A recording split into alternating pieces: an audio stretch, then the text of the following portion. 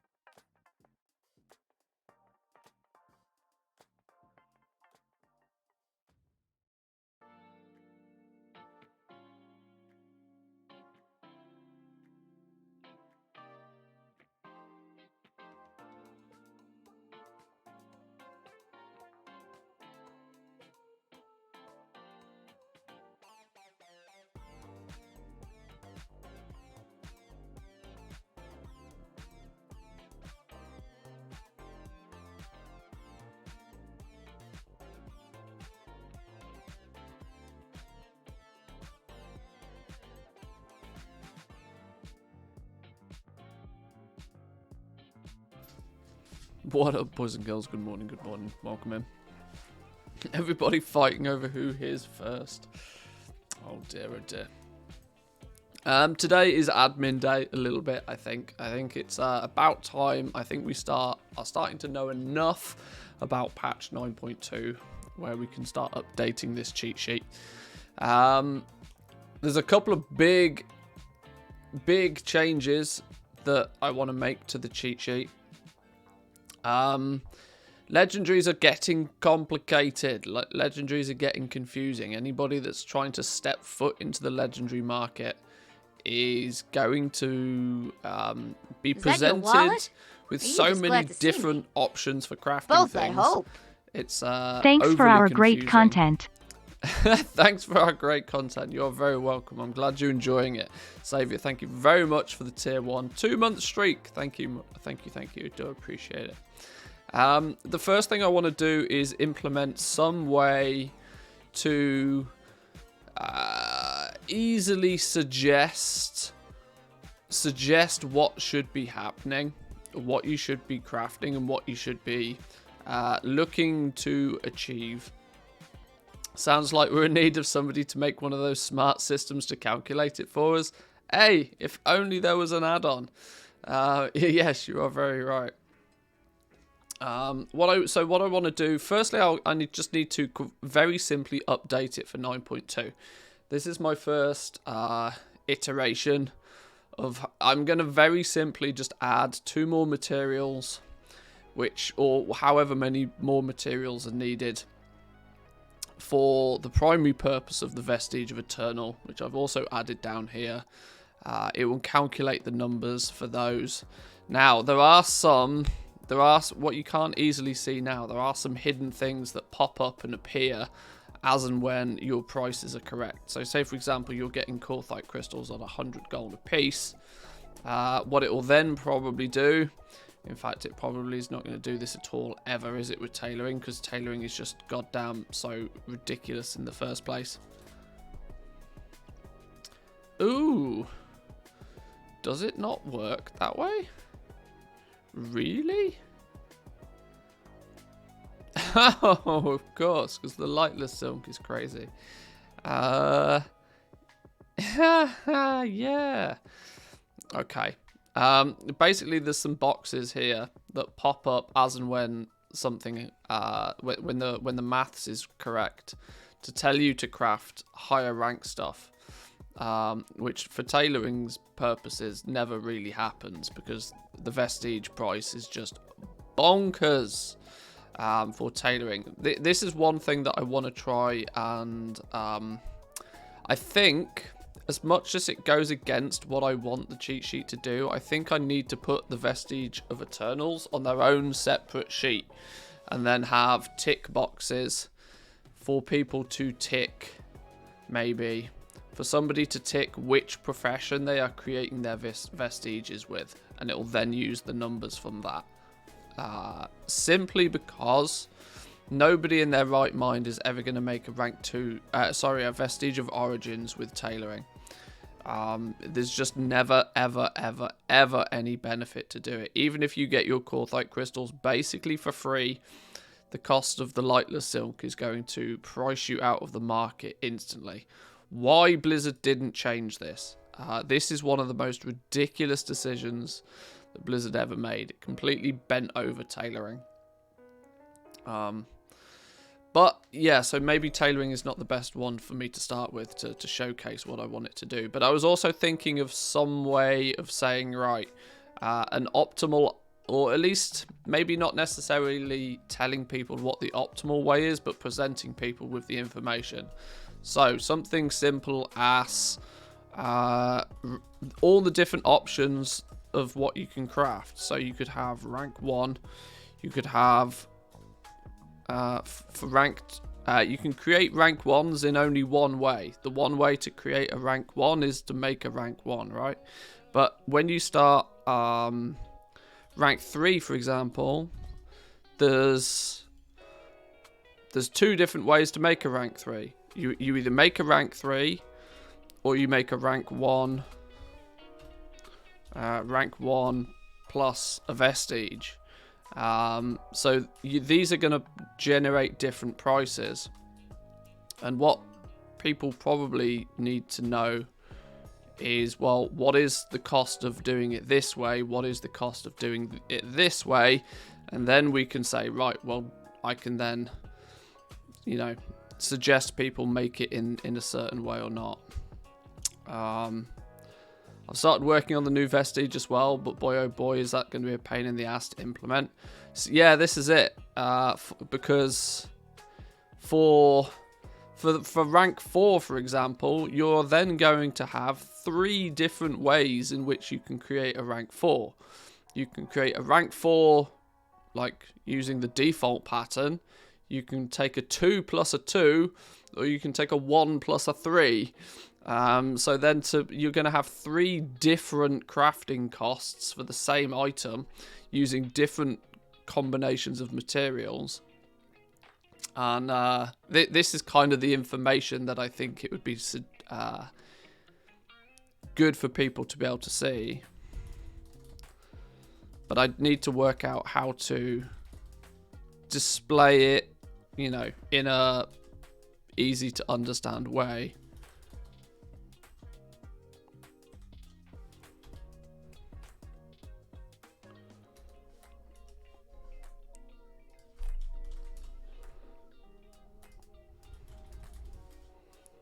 Uh, 1 plus 3.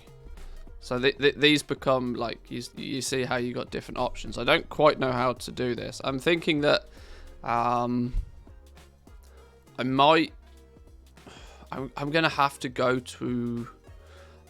create a global material list. I don't think I can get away with not making a global material list anymore.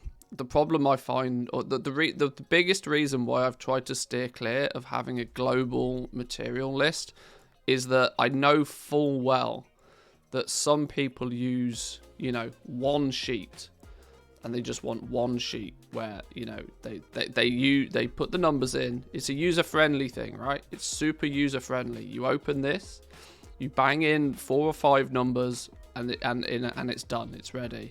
If the very first thing you have to do before you can use the rest of the sheet is populate an entire material list to ensure that all of the numbers work in the other sheets, it's a big step for people to get on board. Just, you know, the very first thing that people have to do before the sheet is useful to them. I could turn this into an override, so that regardless of what's, you know, it will take what's in a default material list, or if a value is placed in here, it will use this one instead. That's going to be really super annoying to do all the formulas for. Because whereas at the moment, the formulas are just, you know, dumb level simple. It's just a simple referencing. This one, for example, is quite simply just referencing. What is that referencing? F20. Oh, right, yeah, because of course it's a total. Yeah. So yeah, you can see, you know, it's just the quantity multiplied by the price. The formulas are very, very simple. I suppose the sheet, yeah, because then if I'm having to, I need this to, oh god, yeah, I don't know how to do my Excel sheet. My spreadsheet skills are maybe not that clever.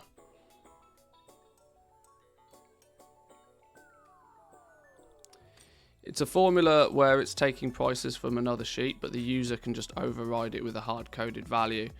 Sure, but what I would want is... What I would want is somebody to understand, though, or to be able to, you know, if...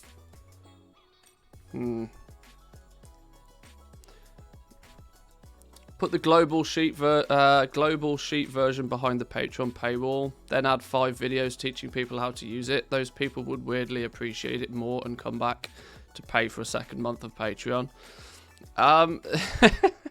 While I don't disagree with you, that's probably true.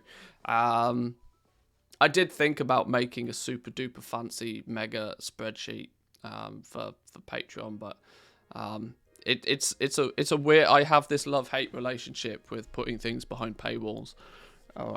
Obviously, I understand that there's an element of it that I need to do to consider this, to pay the bills. But I still don't really like doing it. The spreadsheet I always wanted to be something that is just, if anything, my spreadsheet is my freebie that introduces people to what I do. And then, when they start using it more so, they realize that, maybe this dude does have at least some idea about what he's talking about. Oh, he happens to have this TSM profile. I always put some good work together. I'll support him on Patreon. I'm quite fortunate, actually, that I don't struggle with retention too much on Patreon.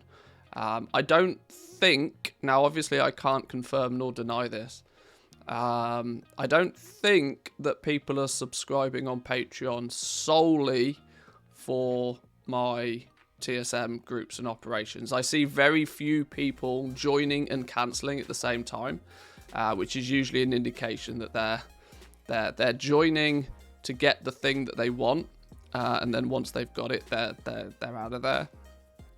I don't know what the average statistics are for Patreon in terms of retention, but I tend to find that most people stick around for at least a couple of months,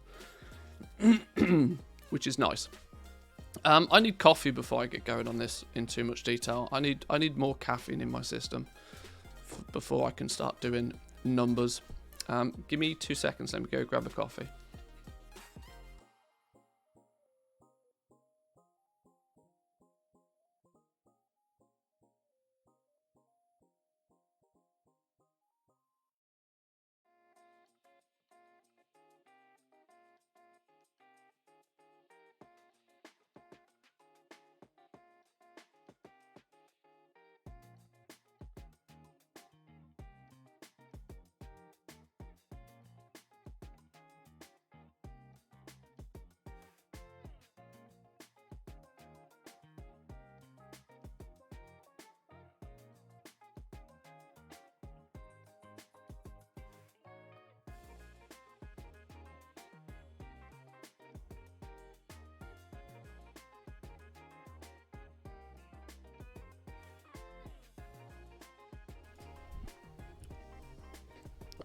Okay.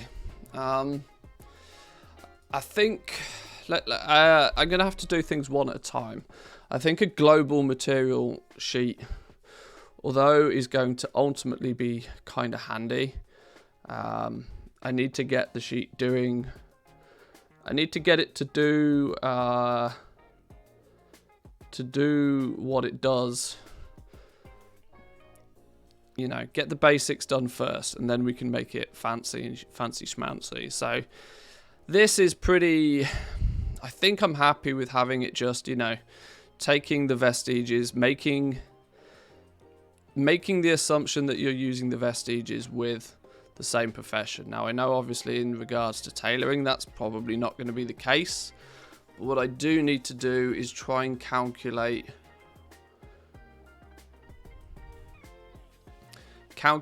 the most cost-effective way of making each rank. Maybe that can go... I've got 2 boxes down here which I deliberately left free for in case I needed to do fancy things.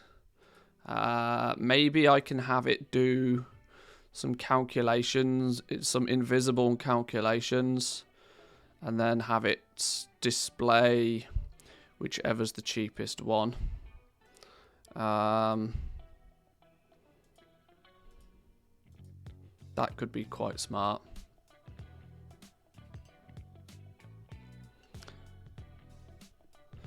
My Patreon retention is not great. Just a handful of angels out there, but I also get it. I don't provide many benefits.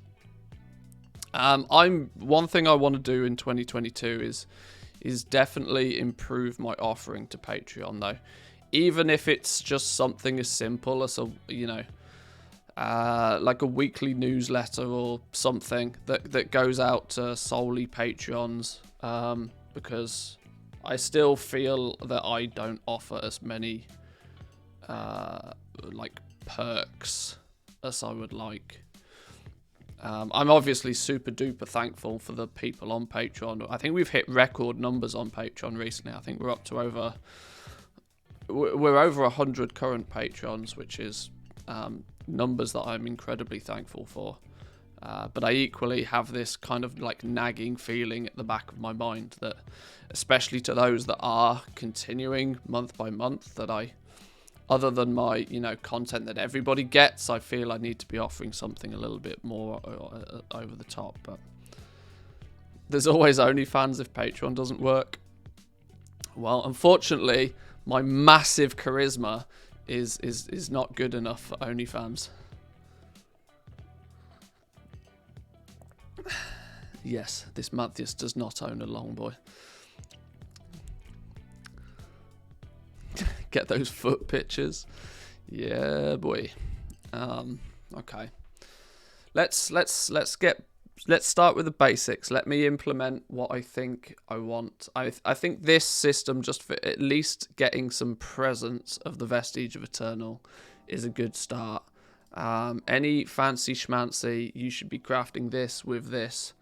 We're going to have to change anyway. So these, I'm not going to delete them just yet, but I am going to have to change these things. There's some if formulas running in the background that only display when a certain thing is true. Very rudimentary. I'm sure somebody that knows what they're doing with a spreadsheet would look at these and cringe, but if it works, it works. Let me then maybe look at implementing this Vestige of Eternal jazz on the other sheets. So Vestige of Origins is +2 ranks. I never thought that I would need to specify what it does in the title, but now that we have Vestige of Origins and we have Vestige of Eternal coming, apparently I do need to start specifying this sort of stuff. Let's move that out of the way. Let's turn all of this grey again. We need to copy and we need to paste. Actually thinking about it, can I make this look neater? Can we get rid of this row? No, not easily. Okay. I'm a sucker for things being, uniform, but if they can't be uniform, then it's fine. So this is going to be Vestige of Eternal, which is +3 ranks. Little Uve, how we doing? Welcome in. Good morning to you. You've caught us on a quest to get the spreadsheet up to date. 9.2 is closer than. Oh, hang on, that's not what I was doing. 9.2 is probably close around the corner, ish. Anyway, at least, maybe, possibly. In fact, this blurb here I've changed, so I want to copy that actually. I've changed the wording of it a little bit based on the fact that we now have not just a single vestige, but we have multiple of them. So let's make sure we change that.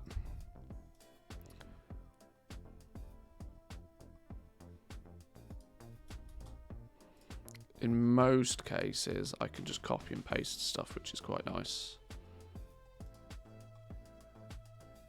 Let's move that out of the way.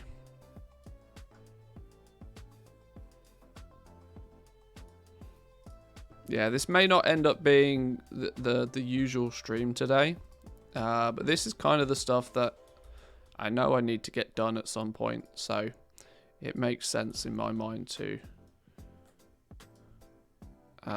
talk people through the decision making. And more importantly, I get your feedback on it, like live, which is super, super handy. There's nothing more frustrating than, you know, doing big changes to something like this, then giving it out to people, and then for many, many, many people to, like, all turn around and give the same feedback, and you then have to change something. If I can get that feedback live, it's perfect. Actually perfect. Nothing better than live feedback. Power outages yesterday. Had 2 MPS download with extreme packet loss most of the day. Had to watch the stream on 180p. Oh dear. Oh dear. That sounds like your ISP was having some issues as well.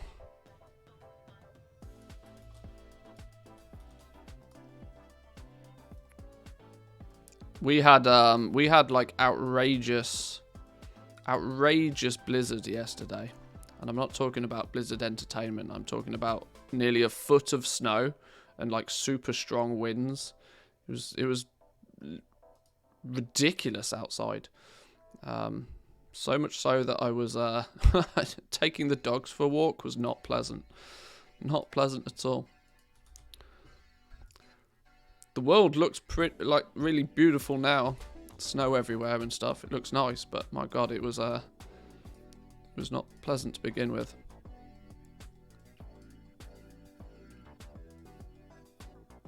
Move this out of the way.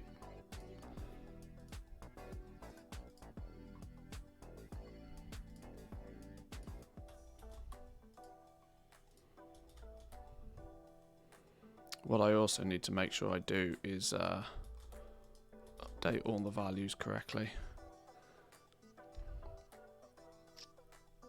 Okay. Does Mantis look better in 180p or 1080p? Yeah, that's debatable.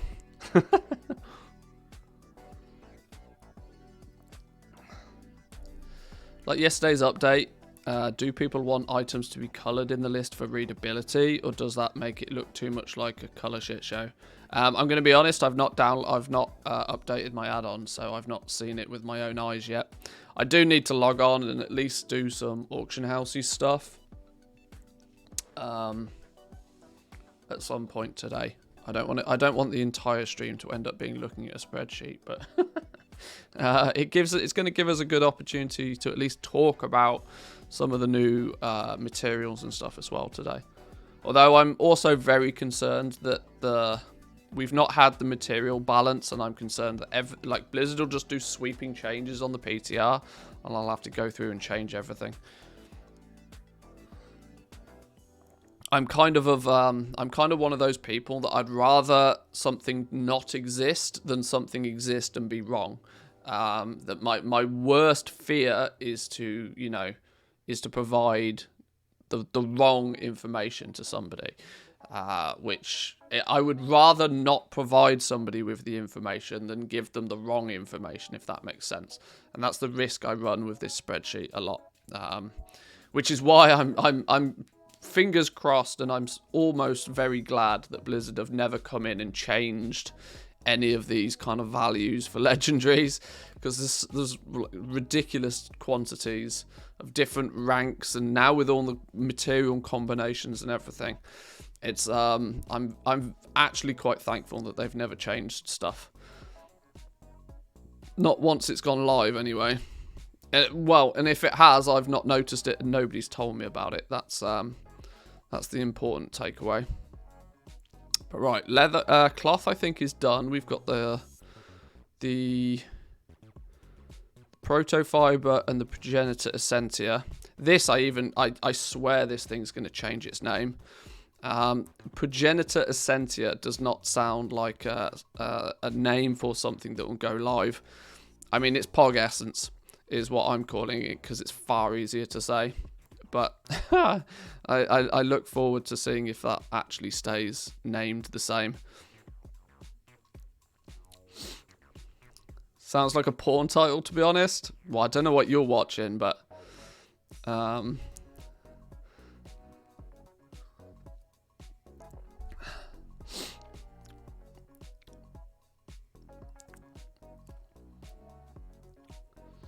Doing great with LST. You'll try and update it right away to have the Vestige of the Eternal. Yeah. Hopefully have it ready in time. Just need day one fixes when we actually get the items in our bags. Yeah, this is one of the problems with this. I also obviously a huge thing on my list is to make sure that my TSM profile is up to date for patch 9.2. But I also don't believe that I'm going to be able to do that until we start getting, because the IDs of all of the items, I can't put things in groups properly until I can physically see them with my own eyes in many cases. This is the downside of TSM, which means I can't easily offer a day one patch 9.2 TSM update. It might even be a couple of weeks into patch 9.2 before I can properly get the Patreon profile up to date, which is frustrating, but we'll see. I can probably do a little bit on the PTR, but yeah. I giggle every time you say Pog Essence. That's literally what it is, though. I mean, it's Pog Essence. Progenitor Essentia. I'm not saying that every time. That's a real mouthful. It's Pog Essence. It's fine. You can add them directly with IDs, but Blizzard tends to change Lego's IDs. Yeah, well, see, this is it. Like until it's live, I can't guarantee that all the IDs and bonus IDs are going to be correctly in place.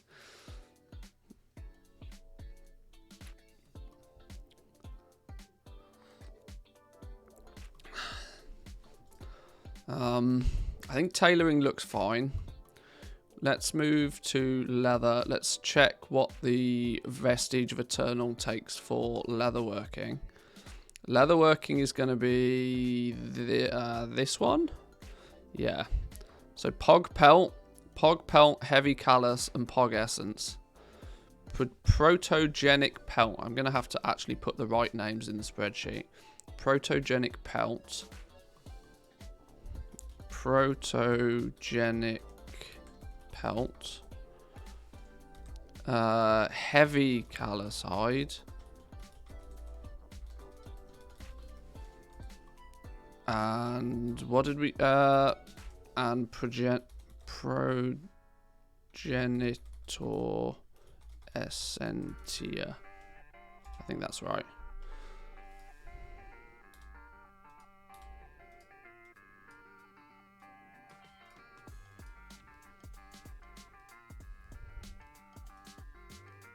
You watch, I'll do all of this today, and then they'll change it all on the PTR this week. It's almost a guaranteed way to force a PTR update is to implement something like this. Protogenic Pelt is a new material that's going to need to go up here. This grand total is going to go, did I put it in H something? I put it in H10. H10, there we go. Protogenic Pelt and Progenitor Essentia. These boxes need to be yellow to indicate people change them. Doesn't seem to be any changes on the PTR to the vendor shuffles, at least. Yeah, that's a sheet that's also one that is constantly at the back of my mind that I need to keep an eye on the values. I'm very cautious of needing to make sure that stays up to date, because otherwise, I mean, that's a risky one, right? Because people are going to look at the sheet, they're going to see a calculation take place, they're going to see, right, if I buy something at this price and this price, I get this out of it. The last thing I need is somebody turning around and saying, oh yeah, by the way, they've slashed the vendor price and I've just spent $1 million gold on shrouded cloth. Thanks for that. That's really not what I want. Oh, why is this text white? Yeah, yuck. Let's fix that.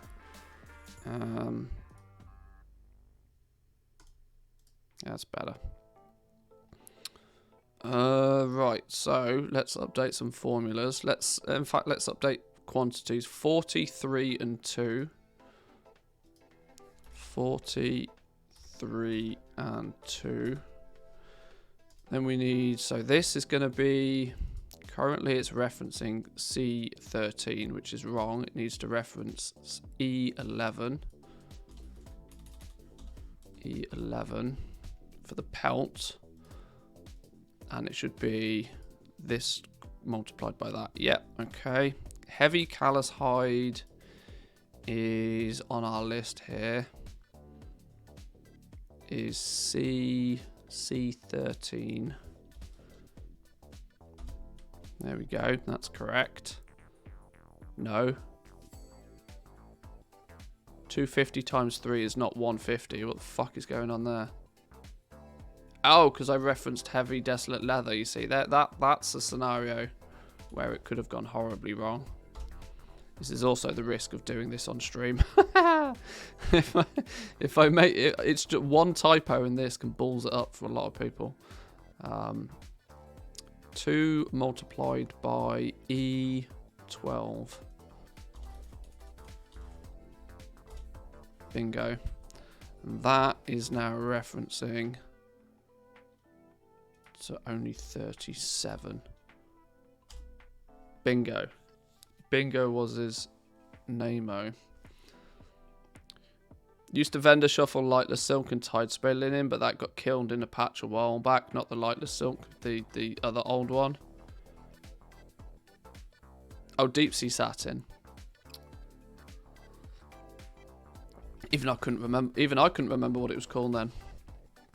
I seem to have some formatting on this. And I don't know why I've got the formatting on it, but we'll come back to that in a...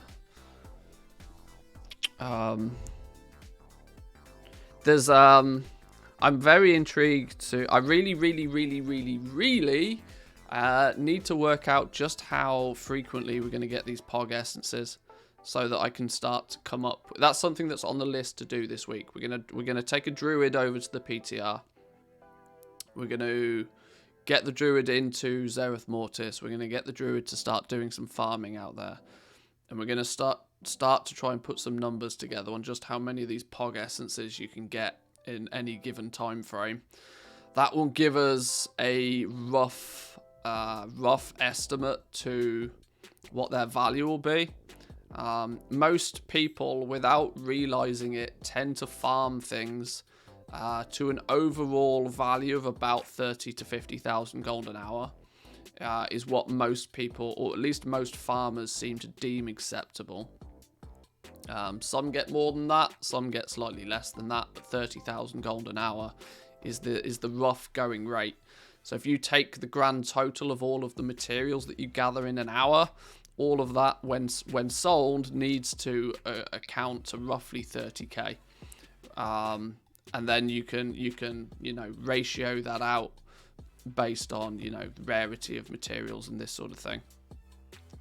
This is how in the Shadowlands beta I was able to quite accurately predict the prices of a lot of materials before they went live, simply on the basis of knowing what they were needed for, knowing what the supply was, knowing roughly what the demand was going to be, and also taking into account roughly what people sort of value their time at.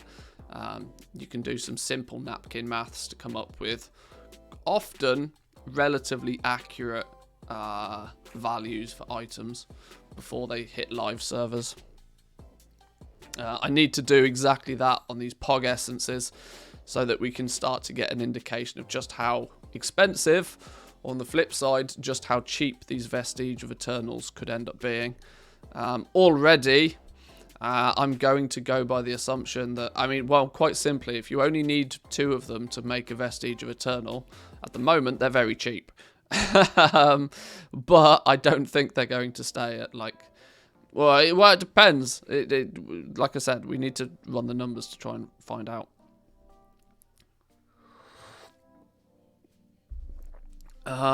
This box doesn't need to have 1, 2, 3, 4 at the bottom of it, does it? This also is missing a border somehow. Where's me border button? That one. It's missing a right-hand border. There we go. I want 1 at the bottom. I don't need 3 at the bottom.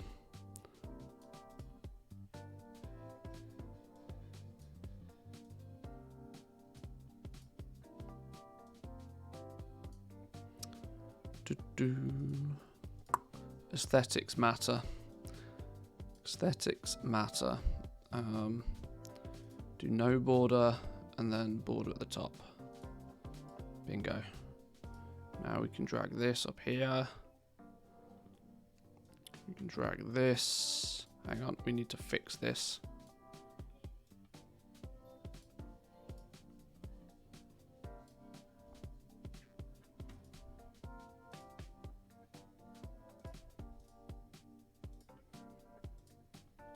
And the whole thing needs to go up to beautiful. Fill this in.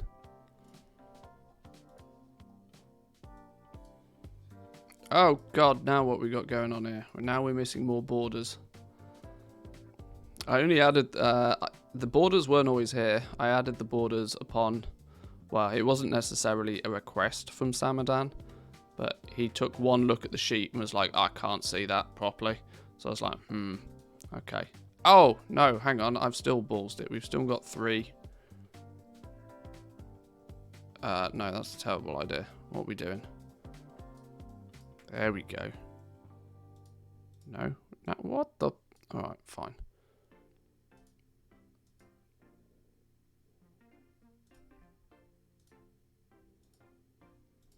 Beautiful. Much better, much better, much better.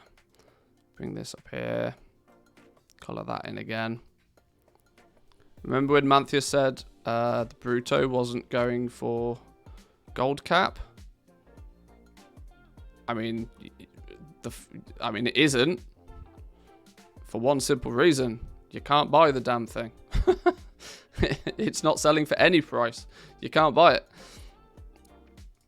But I know what you're getting at. I know what you're getting at. If at this point it was, you know, commonplace on the black market auction house, it probably wouldn't be, because there would very quickly come a point where people, you know, if it was commonplace on the black market auction house, everybody that wants it would have it. There's only a niche amount of people that would want it.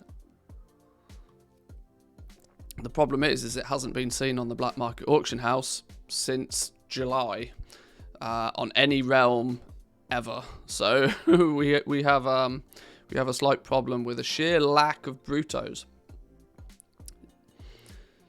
You need 1 for the unique equipped gear and 2 for the Legos. Seems a bit, maybe 1 for gear, 10 for a Lego. Yeah, the material balancing still hasn't happened, in my opinion. I mean, let's not forget though that it was literally the last week of the 9.1 PTR when they upped the amount. If you remember, right? If you remember, I think they took Korthite crystals. You needed 1, and we were talking that needing 1 of these seems like not either they were going to be super duper mega rare and 10k each, and we were like, no, that still doesn't quite make sense. They went from 1 all the way to 40 in the last week, which makes me believe that these Pog essences, the fact that you need 1 of them for a random, like you said, 1 of them for a random piece of gear, and then only 2 for a Lego, feels just wrong. Just wrong. But it does entirely depend on how many of them you can get. But we do already know that they're acquired through, you know, herbalism and mining. So that alone seems to, you know, suggest that there's almost an unlimited quantity of them. Which means I feel that the number, the 2 in terms of quantity could get multiplied by a considerable number if Blizzard wants it, it depends what Blizzard wants, because I think Blizzard fucked up with Corthite crystals big time. They messed up because the Vestige of Eternals in its infancy appeared as if it was going to be a really nice catch-up system. Sure, it's going to allow people to make higher ranks than they could previously, but it was also going to act as a nice catch-up system, allowing people to craft higher ranks sooner, and more importantly, craft those mid-tier ranks at what should be considered a slightly cheaper than normal price. But that all went out the window when they decided to make it so that you needed 40 of them. Now, if they do the same again with Pog Essences, the only reason they'll do it again with Pog Essences is if they're trying to drive token sales with the legendaries again.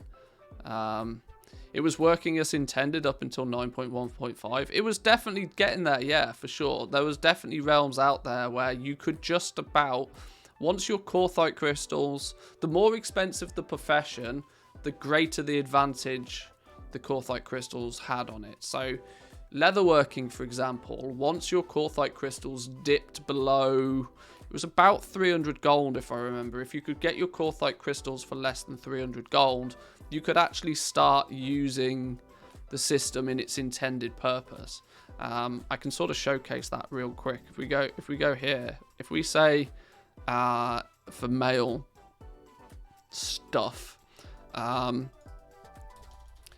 currently on many realms, Corthite crystals are like 800 gold a piece, which is making your Corthite your Vestige of Origins like crazy expensive, and you just have to craft everything normally. But if you start getting your Corthite crystals, it was about 300 gold it started to kick in.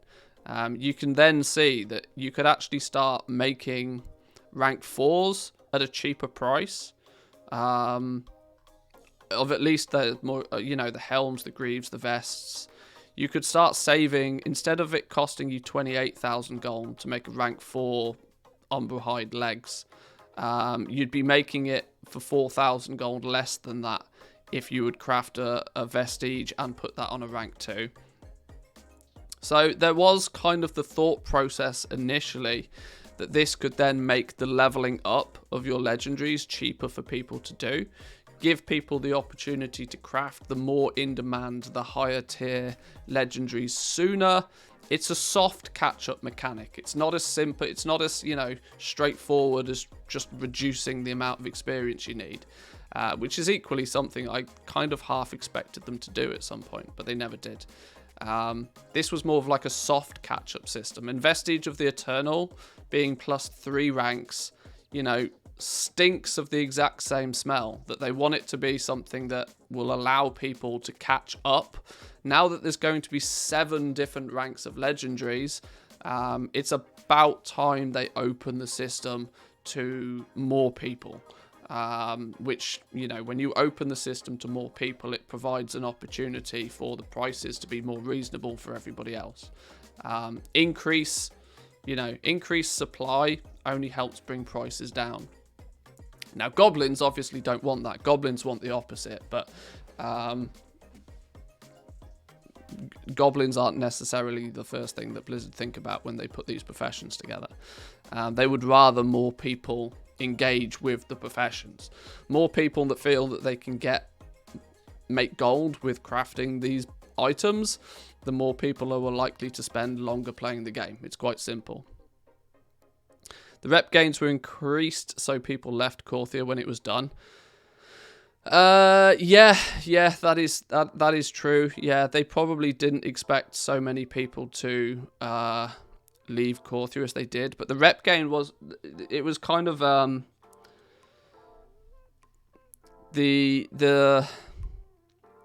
it was an unforeseen situation, I think, that by increasing the speed in which you can gain rep in Corthia didn't provide people the ability to, play the alts like Blizzard expected it to.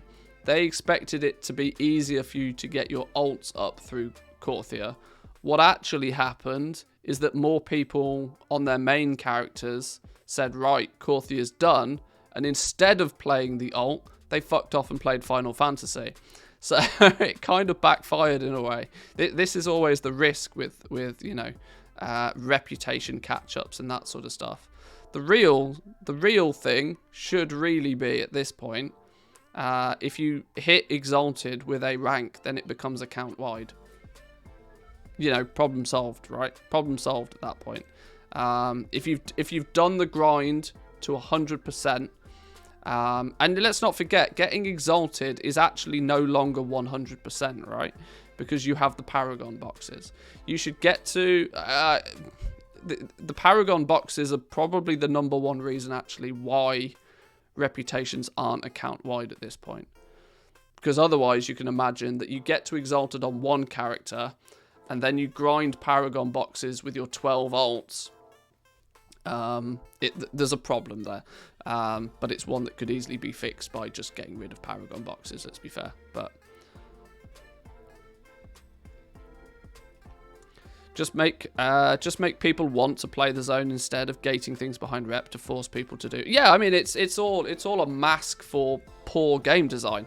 It's to not beat around the bush too much. It is quite simply that. It's putting a mask on a pig and thinking it's beautiful. It's like if you take the mask away and it's still a pig, Asmund was making the point that grinding the same thing twice is not fun. No, it's not. It's not. A grind is not a grind the first time you do it, because you get that sense of achievement once you've done it. It's very difficult to get that same sense of achievement for the second time, which is people's problem nowadays. Back in the day when there wasn't any real major competition on the MMO front, then people would happily just do it again just for something to do. They'd go out and they'd be doing their dailies while they were waiting for the rest of their, guild to log on to go raid or whatever. Nowadays, though, players of these video games have a lot more choice. I can either do the same thing again twice in a game, like World of Warcraft, which isn't particularly fun, or I could do it once and then I could go and play something else. That's kind of the thing. I hope Blizz puts unlocking flying behind Paragon chests and a low drop rate. I mean, you are absolutely asking for a ban with statements like that. But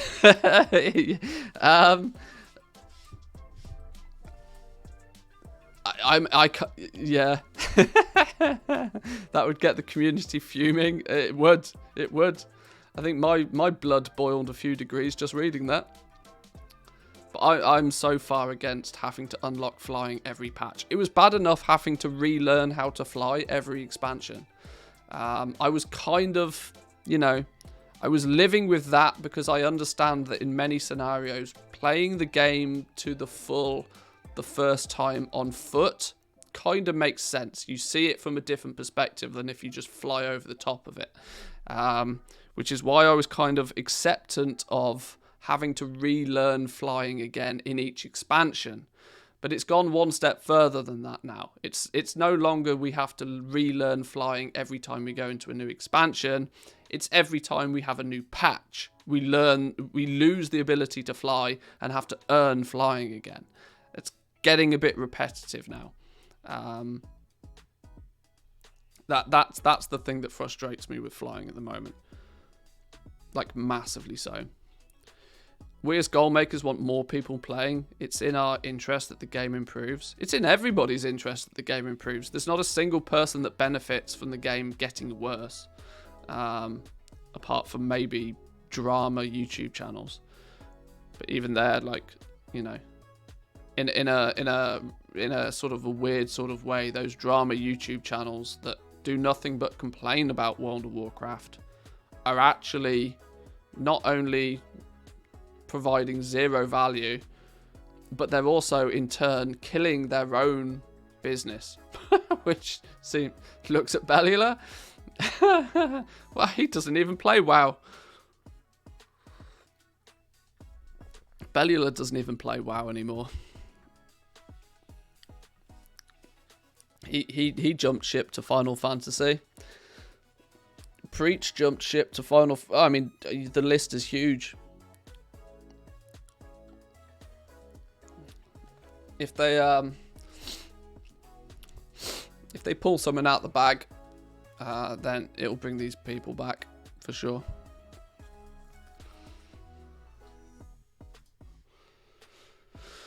Let's get, where did we get to? I've got to be careful with this that I don't lose track of exactly what we've done and where we're at. Leatherworking is done. In theory,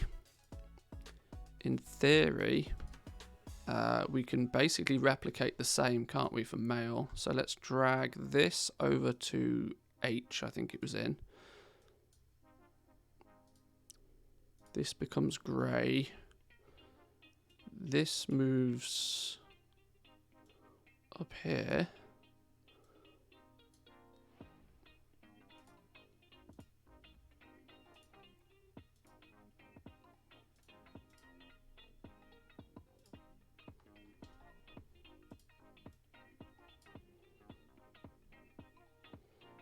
Is it true that you're going to need to farm for a month straight just to be able to equip 2 legendaries?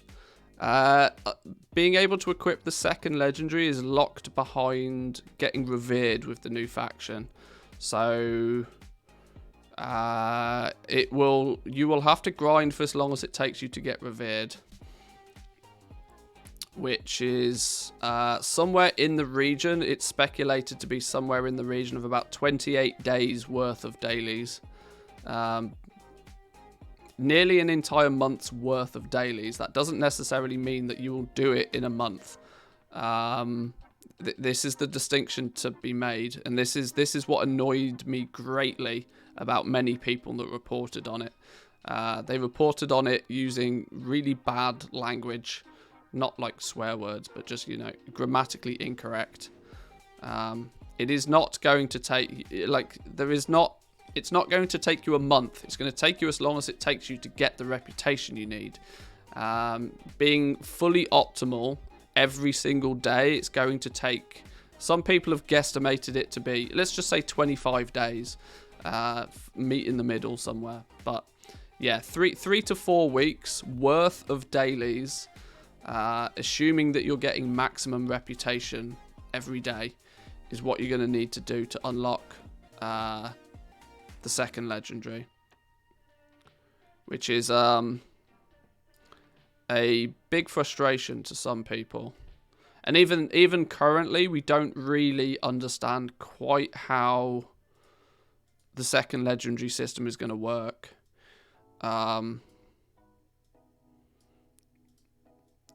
Because hang on, what's going on here? At the moment, the how do we describe it? The charity belt that we get. The charity belt is only item level 165. Sorry, 265, which is what the new heroic raid gear is going to be. Now, there's a problem with that, right? Mythic raid gear is going to be higher than that. We already presume, we don't know, but we presume that rank 7 is also going to be higher than that. So this charity belt that we're going to, you know, get when we hit revered doesn't really look that attractive to many people right now. In terms of, most people might choose to not buy it in favor of crafting their own version of it on a piece of gear that's more suitable, potentially at a higher item level when they craft it themselves. For a system that Blizzard just said that they were going to implement to make things simpler, they have so far done nothing but complicate the system with it. Like, it should be really simple. Really simple. The best case scenario for this whole system was simple, right? You complete Chapter X of the campaign, you can now equip 2 legendaries. Done. That's all it needs. None of this rep grinding to gatekeep it. None of this, here's a belt, but here's another option that you're probably going to want to use instead. It's just complication for the sake of complication. On a system that should be stupidly simple.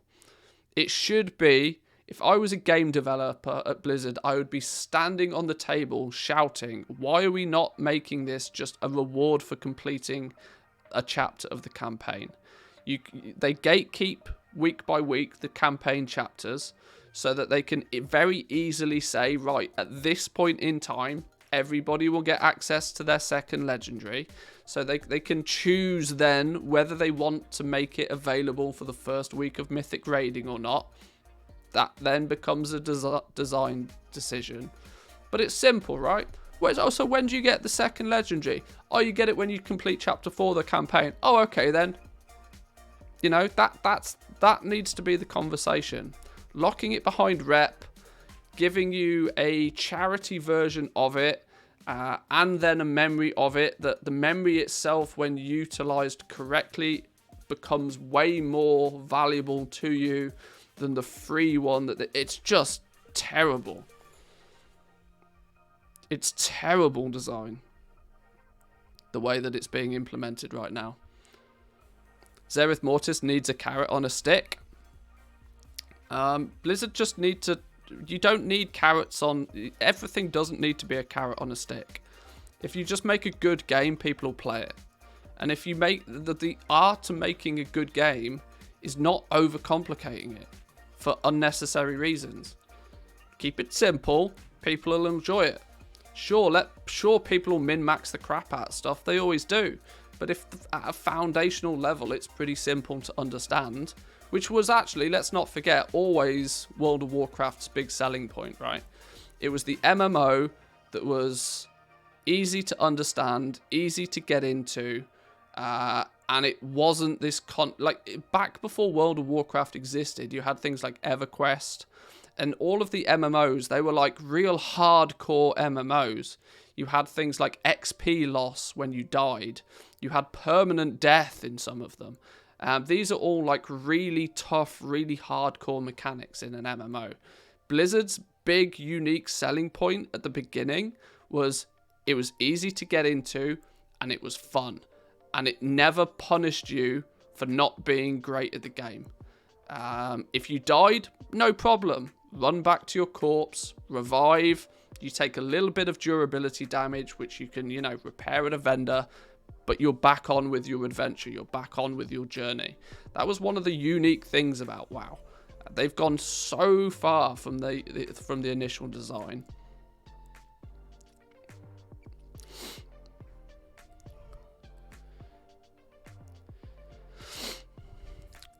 It's honestly quite simple. If they release this belt, they are completely disconnected from how people play the game and do not give a single shit about what people say. There's just no way any player ever thinks this belt is a good idea in any way.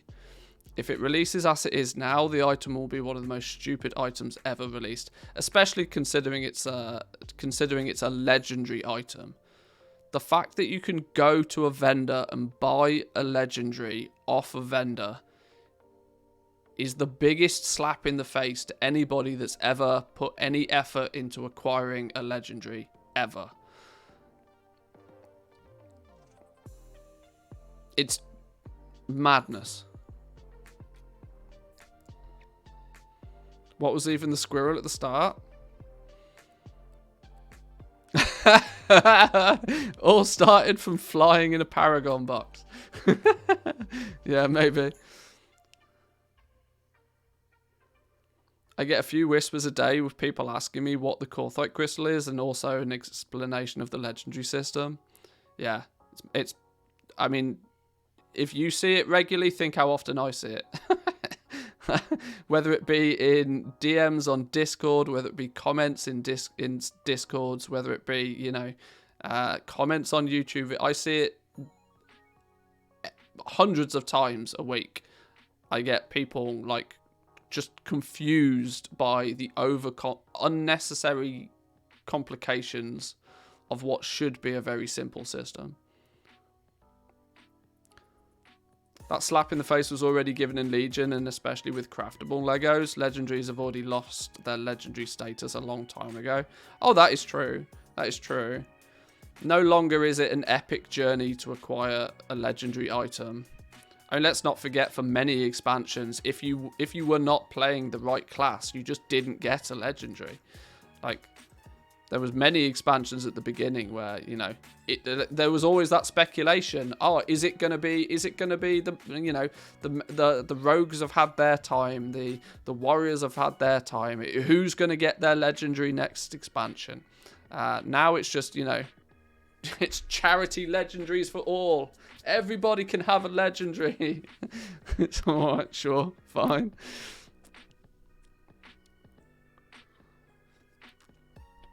I had a question about stockpiling for 9.2. Started stockpiling stuff like enchanted mats, Shadowgast ingots, herbs, etc. Wondering if I should expand to most other Shadowlands mats, such as ribs and whatever. Seems like current crafts consumables will still be relevant. I'm not a fan of stockpiling materials. I never have been, and I probably never will be. I would only recommend stockpiling materials if you have two uses for them. If the reason you're buying them is to sell them at a higher price at a later date, you have to take ownership of that risk. Nobody's going to be able to tell you for definite whether that's a good idea or not. To add to that, though, what you always want to do, you never want to be buying materials that you don't have any use for. If you are buying materials, if you're stockpiling materials, you want to absolutely make sure that if the market doesn't go in the direction that you plan for it to go in, that you have a use for those materials. You can craft with them, and then you get a second shot at selling something that might be valuable to somebody else. That's the only way I would recommend stockpiling.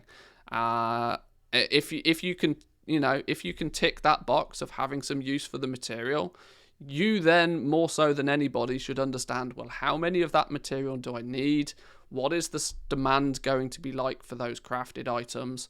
And you can make an educated decision on how much you stockpile. And more importantly, what you stockpile. Never stockpile something that you don't understand. Because you are literally flipping a coin at that point. It might land on heads and you might win. It might be tails, and then, you know, that's kind of one of the things that you gotta learn. You gotta learn. Do some research on the items and pick some stuff that you have. You want to give yourself that get out of jail free card when you're doing. This stands for not just stockpiling, but for flipping in general, which is in essence what stockpiling is. You're going by the assumption that the price of a material or an item currently is less than what it might be in the future. So it's a flip, it's an investment. Investments and flips aren't necessarily the same, but there's no distinct line in the sand that says, right, this is a flip and this is an investment. If you speculate that something is going to be worth more considerably further down the line, that is an investment. A flip is that, right, this looks cheap, I can buy this and I can sell this again straight away for more. There is a distinction between the two, and often the terminology is thrown around a little bit loosely, which is fine to do occasionally, but you should at least understand the basics behind it. Jenkins, how we doing? Welcome in. Good morning to you. For the ribs, for example, I either plan to flip them or craft and then sell the crown roast aspic. Well, there you go. At the moment, at least, we don't see there being, or at least there hasn't been a new wave of, you know, consumables for people to be higher rank, higher grade consumables for patch 9.2. So speculatively, right now, probably not a bad idea having some in supply. But obviously be aware that if they drop a new platter of consumables late in the PTR cycle, then your investment may not, you know, end up being quite as fruitful as it once was. All Legos are Hunter Legos in vanilla. Yeah. God bless Hunter weapons. I'm new in the legendary business. Is it better to buy now at a lower cost / farm the leather and upgrade all legendaries now to be ready for 9.2, or better to wait for 9.2 and craft the specific legendaries more tradable? Get going now. Get going now. Out of, preferably you want to have already started like miles ago, years ago. The legendary game, getting into the legendaries, especially if you're looking to do leatherworking, is a grind. This is where I would check out the cheat sheet and be aware of the numbers. Be aware of the actual overall potential cost of leveling legendaries, because it's expensive. Leatherworking, to go from 0 to hero, to get everything maxed out in leatherworking, is somewhere in the region of about 7 million gold. Even today, even a year into the expansion, it's still somewhere in the region of about 7 to 8 million gold to max out leatherworking, with no guarantee that you're going to make that 7 to 8 million gold back. In fact, I can almost guarantee you will only make a fraction of that back. If you spend 7 million leveling leatherworking right now, you might get 3 million back if you're lucky, because the lower rank stuff is just very, very unlikely to sell. You need to be aware of that, and you need to know what's going on with that. And the more you understand that, the more you very quickly come to realize that you just got to get going. You just got to get going. You got to chew up those costs to start with, so that when rank 7 becomes a thing, you are ready to craft and sell those day one, because that's where you're going to make a lot of that gold back, in those early day sales when profits are big, profits are chunky.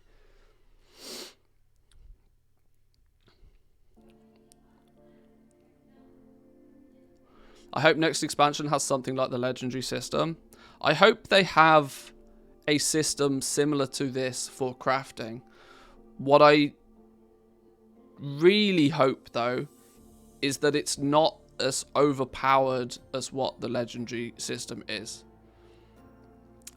This is all good and well. If they create a crafting system that uses this, system of optional reagents to give you, in many cases, multiple different ways to craft what is in essence the same item, it adds flavor, it adds complexity, and it adds, an air of mystery to the whole thing, which some people enjoy working their way through and figuring out.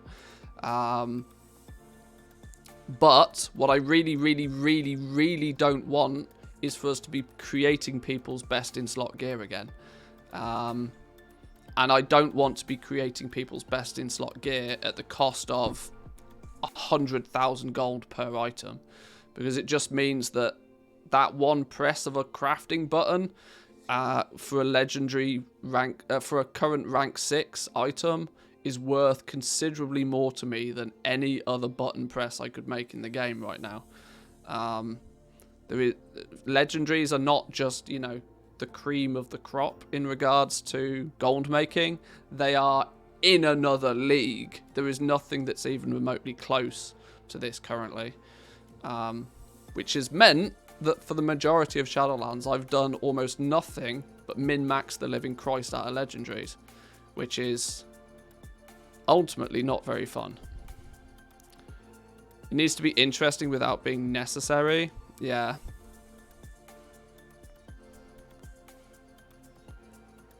I want a system where I can invest a lot of time and gold to make a few thousand per sale of an item. Yeah, see, this is the thing. You want to be able to make a few thousand. There needs to be... Gold needs to not be the barrier to entry. Now, I'm going to say something remarkably controversial here that I know will trigger a lot of goblins, but the legendary system could really have done with a bind-on pickup material. The rich get richer system would disappear very quickly with the legendary system if there was a bind-on pickup material, because that would put a hard cap on the amount that somebody could profit from it, bringing the overall power of the market down a good few notches. I'm usually not a fan of bind on pickup materials. But I think the legendary... Well, exactly. You think of Expulsum and your brain just has a small panic attack. Because the creation of the Expulsum basically became farming, but for crafting, which was 7 levels of annoying.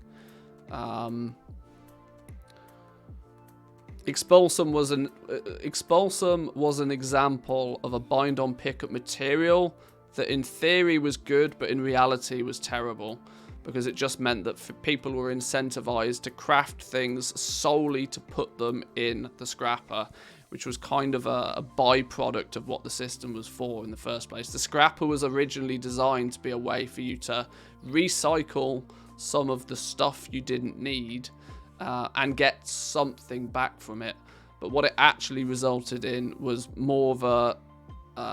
because they put so much emphasis on the Expulsum became the bottleneck.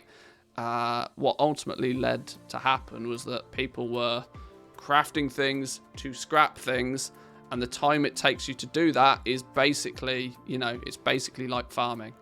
I know that I can craft this amount of things to put it, and I can scrap this amount of them in an hour, and I will result with X amount of Expulsum at the end of the hour. It was very mathematically worked out. Yeah, it was annoying.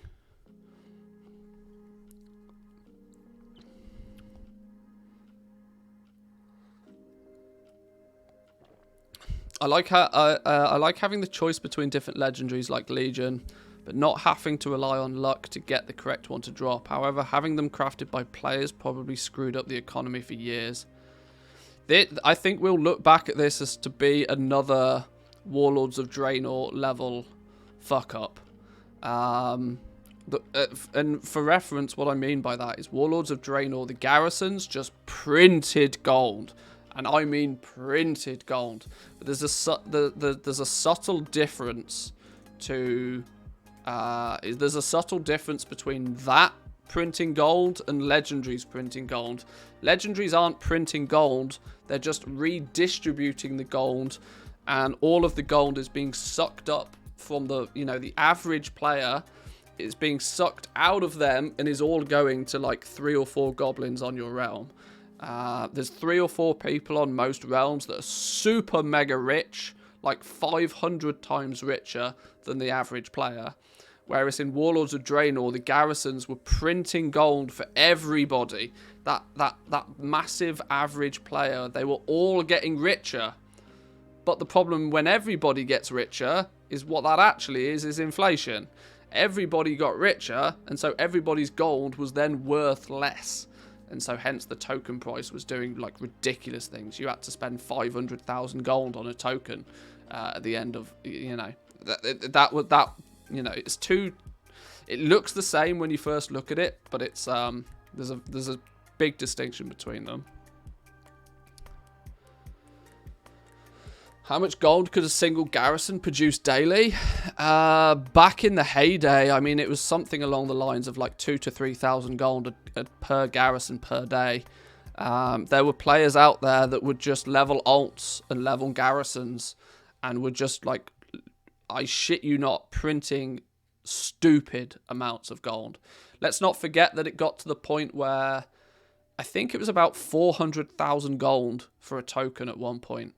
At the tail end of WoD, and that's because people were able to make considerably more than that just from their garrison.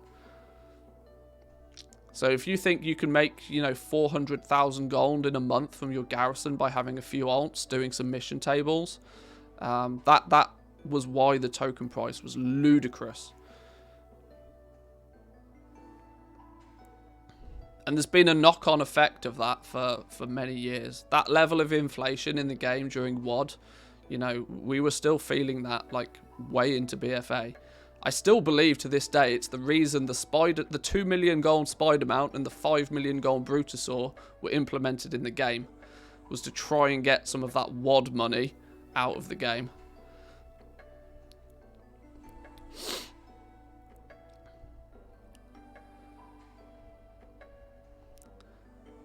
There are only like 1,000 players in the world that have access to craft rank 4 plus legendaries, at least for tailoring. Really? How can you work that out? Is that just a guess, or is that based on some?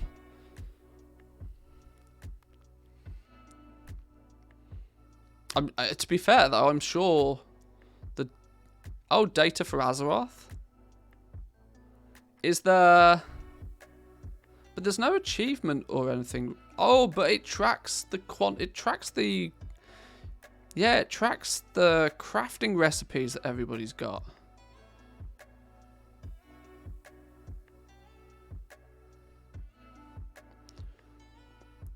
I know we're very biased, but I don't really think the current funneling is a bad thing for the economy. Once you get past a certain gold amount, everything else is never being used, so it has a similar effect if it's taken out of the market. To a degree, but the problem then becomes is that the poor. this sounds bad, but let me finish my statement before you shoot me. What in essence happens when the rich get richer, the poor feel poorer, even if they're not. Mainly because they don't have access to buy the things that they need on a regular basis without it costing a greater percentage of their total wealth. When the rich get richer, the rich can pay more for their herbs. The rich can then pay more for their flasks and potions. Meaning if the poor are also trying to buy those same flasks and potions, it's a far greater percentage. You know, the price has gone up. Now, sure, the lesser, let's call them the lesser wealthy. The lesser wealthy can sure go out there and gather herbs and generate their revenue that way, but they are still hard capped by time and by their ability to farm those items. You can check the profile recipes, search for rank 4, and use the percentage to figure out how many players there are. Oh, that's quite clever.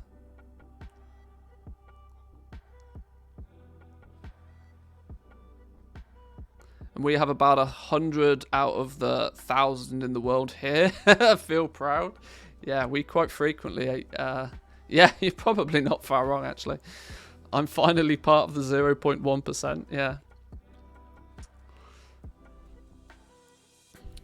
If the rich pay too much for their herbs, the poor can't afford the potions, so the rich will never overpay for herbs.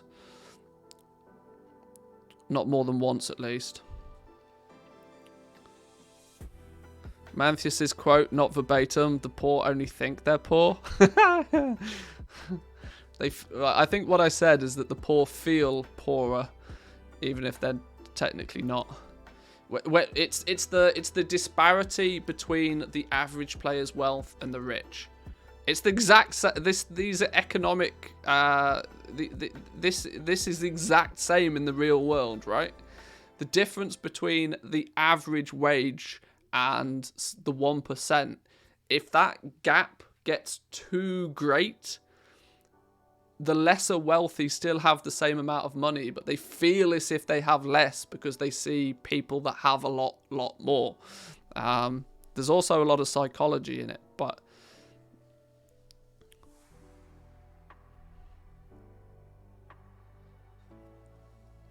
whether you have 10 mil or 200 mil, nobody will notice unless you flex it on social media. Not directly, no, but they'll indirectly feel it by the fact that the cost of materials and consumables and items that are in the, you know, are both players are equally looking to buy. The cost of, if you've got 10 million gold on your character, the cost of going and doing a night of mythic raiding is quite literally a drop in the ocean. But the cost of doing a night of mythic raiding to a lesser wealthy player might result in them having to take their credit card out their pocket and buy a token to get the gold that they need just to afford that night of mythic raiding. If it costs you 40k for a night of mythic raiding, you know, your consumables, your feasts, your enchants, your whatever. Yeah, that disparity between the players is, even though it's not visible, it still has an effect.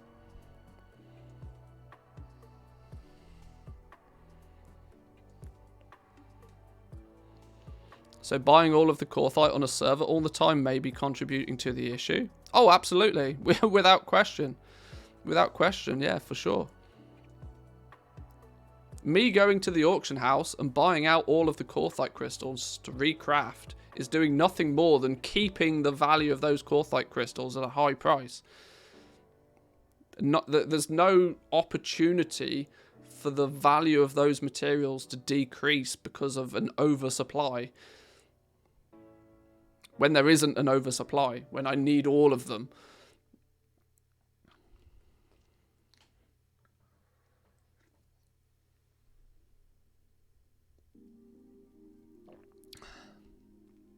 How much does Mythic raiding cost?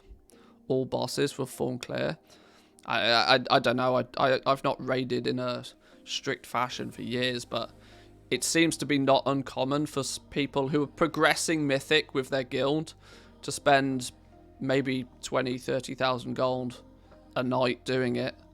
If you are, you know, min-maxing your consumables and buffs and stuff. You know, progress. Once you've killed the bosses, once it's just on farm, then that's when people might stop using quite so many consumables and stuff. But most goblins are frugal. I always ensure I get the best prices or I don't bother buying something. There is an element of that, true. It's, like I said, it's a bit of a delicate balance. It's a bit of a delicate balance, but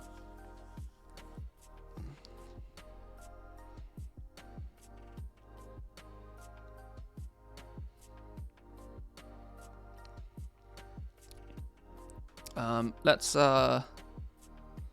I'm rich, so I fully buff for world quests. Pre-potting world quests. Is that the meta nowadays?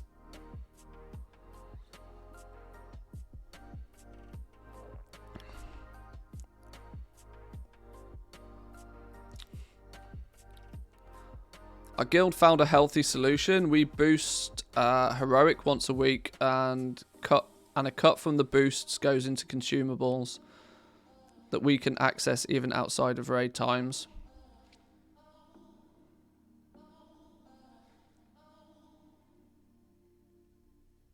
Fair. Imagine everybody becomes poor and can only spend maximum 10k on a Lego. Materials will crash until Legos are sub 10k to craft. What you're saying is people would not be able to buy Legos because the goblin can pay 100k for them, which they could, but they won't. The amount of Legos the rich buy for themselves is basically zero. Yeah, but that's also conflicting a massively broad statement with a very super narrow example. Which, so yes, in that situation, yes, probably, but it's that's so unlikely to ever be a thing that it's, you know. Hey, doggo and wife.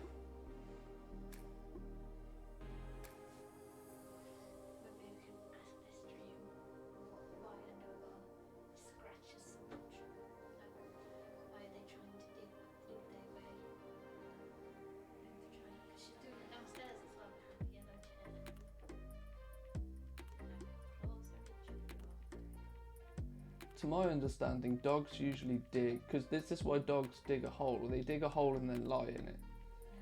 Because it, yeah, I know, but the reason they do it is because it exposes the cool earth underneath, and then they lie in it, and it's a way of cooling down. She's probably hot. When she's lying under the bed in the middle of the night, she probably gets hot, and that's a natural instinct. Oh, sorry, I'll ask the stream instead of being a smarty pants. Okay, yeah, sure. Stream. Why do you think? Pretend you didn't just listen to the reason why, but why do dogs dig holes and then lie in them, or why do dogs like scratch the floor? I'm of the opinion. I know this is completely off topic and completely random, but I'm of the opinion it's to expose the cooler earth to then help them cool down. Vietnam PTSD. You see, this is why you don't ask the streams these things. Looking for treasure, of course. For cool dirt or as a shelter. Yeah, see that was my opinion. Anxiety, boredom. To lie in the cool dirt. See, this is what I think, especially when if I put doggo cam on real quick. For those that may not have seen my doggo. Here's doggo cam. She'd be very floofs. She'd be very fluffy. Any bubbers? It's very fluffies. Hey. Big tails. Very fluffy. Very fluffy. I think she quite likely gets hot. And then she does it in her bed as well. She'll dig the bed about. Won't ya? Your flappy butt. Say hi. Wave to the stream. No, you're just looking at me funny. What up, Bruce? What up? What up? She's not looking. Doggo wants to be solo. I think so.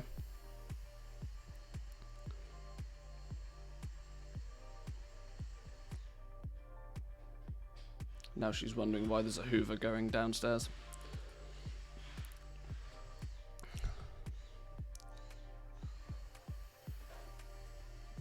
Yeah, I need some vet or animal psychiatrist to tell me why my dog is doing lots of digging.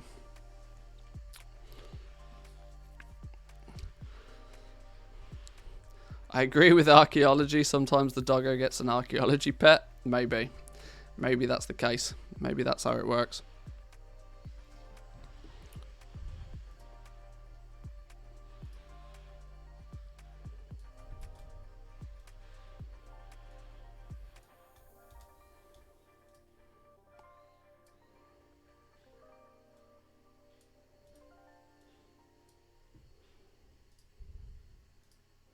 Right, I need to... I've made a grand total of basically 0 progress with this spreadsheet today. We are not performing at our optimal, as we are getting too engrossed in random economical conversations. Let's at least get these basics done. And then we can start maybe looking at doing some smarter things with a sheet.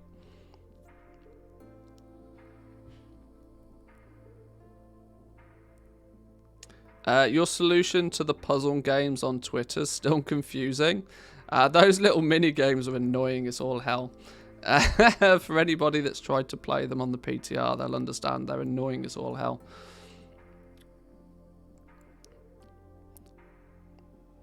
They are absolutely definitely worth me doing some short 2-minute videos about them, as I guarantee there'll be people looking for an easy way to play those little mini games.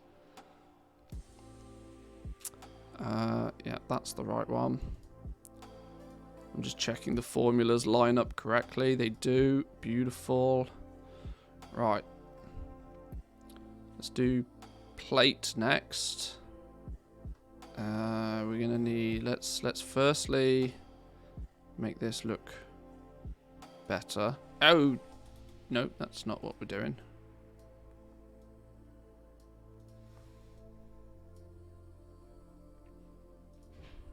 No borders, top borders, fill that color.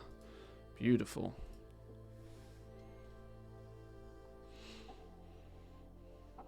How much time do we need to wait until the next patch? My guesstimation is February the 22nd. That's my guess. It's going to be in February, though. I'm almost certain that we'll get 9.2 in February.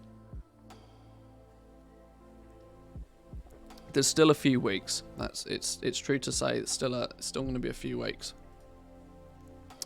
Right, vestige of eternal blacksmithing, pog ore, shadowgast ingots, and pog essence. Progenium ore. Progenium ore. I really need to remember how to spell all of these things. I'm going to need to... Progenium? Pog ore. Yep.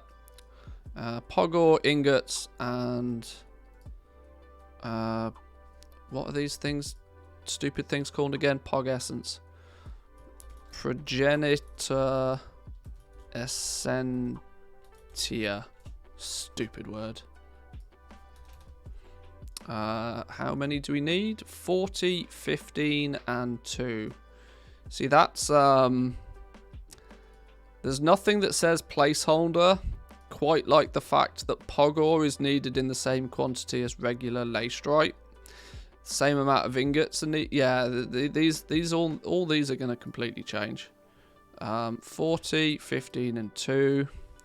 We need to put pog ore up here. We need to put pog essence up here. We need to move this over a couple of notches. Not the crazy X maker of Minecraft notch, but you know what I mean. Make those boxes yellow. Well, on the assumption that pog ore is about the same price as lithium to begin with. What's a lithium nowadays? I don't know, 60 gold a piece. And 1,000 for the... Whoa, what's going on with the colours here? Black and, more importantly, the right font. Beautiful.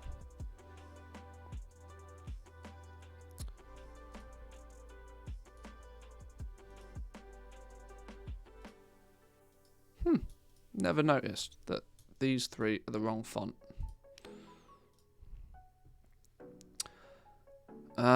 What's that? Hang on, what's this? What? No, everybody can take advantage of it. The price of the end result always stays the same, since it's decided by demand. Material prices are the same for everybody, so everybody can work with the same profit margins. The rich only have an advantage in that they have a larger stock of different items, or stock up more materials in advance. I can't remember what the initial statement was. Increase of... Okay. Sure. Agree to disagree. I've lost track of where we were at with that anyway, so... I need to... Whoa. I need to focus, otherwise I do silly things like that. These ones are now... No borders... Top borders, film grey. Beautiful. Oh no, hang on. Now the whole thing needs to move up. There. Do it again. Grey. No borders, top border. Boom.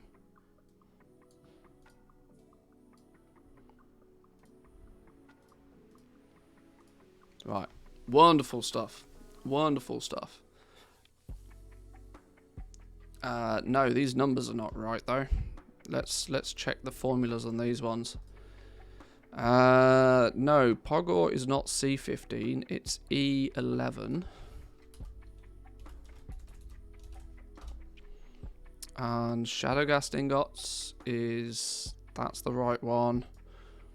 Pog essence is referencing E12. Bingo! Was his name-o. Lastly, jewel crafting. I'm already starting to see if there's too many variables at play, because we don't know, because we don't fully understand what this pog essence is getting in the way. If we remove the pog essence from the equation completely, the tailoring's expensive again. the way that it sits right now, even if, by the looks of things, even if you take the unknown out of the equation, if you take the pog essence out of the equation when you're comparing the potential values of the Vestige of Eternals, tailoring's expensive again. Tailoring seems to be expensive again simply because both leatherworking and plate I mean, leatherworking is only at the moment using a few pieces of heavy callus hide, of which, because you've got 2 ways to make heavy callus hide in the first place, either just, you know, it by itself, or upscaling or converting up regular callus hide, means that 3 pieces of callus hide is you know, always going to be a good price for that. 3 pieces of callus hide or 50 lightless silk and 60 of the new cloth and 25 vendor materials. Now I know the 25 per number thread is literally only 180 gold, but even still,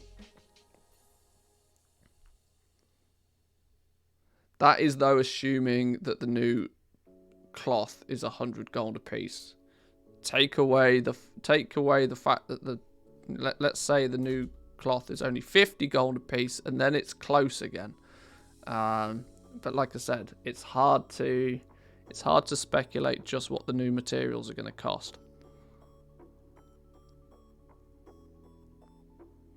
But actually, of the materials that we do know, we've got these 2 combined. If we exclude everything that we don't understand, 1550 plus 180, let's just call it for the sake of maths 1750. Compare that to only 750, or compare that to 800. Yeah. Tailoring is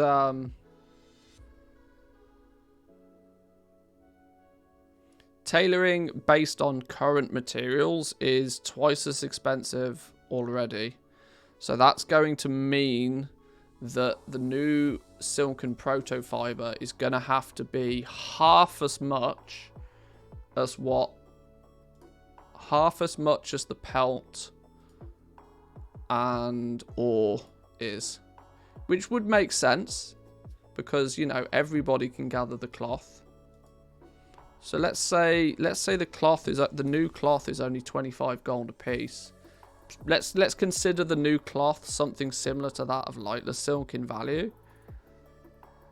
That puts things more in line, assuming that the numbers that we see here are at least somewhat accurate. Ignoring this because it's the same for all of them, so you can just ignore it and you still, you know, it's still balanced.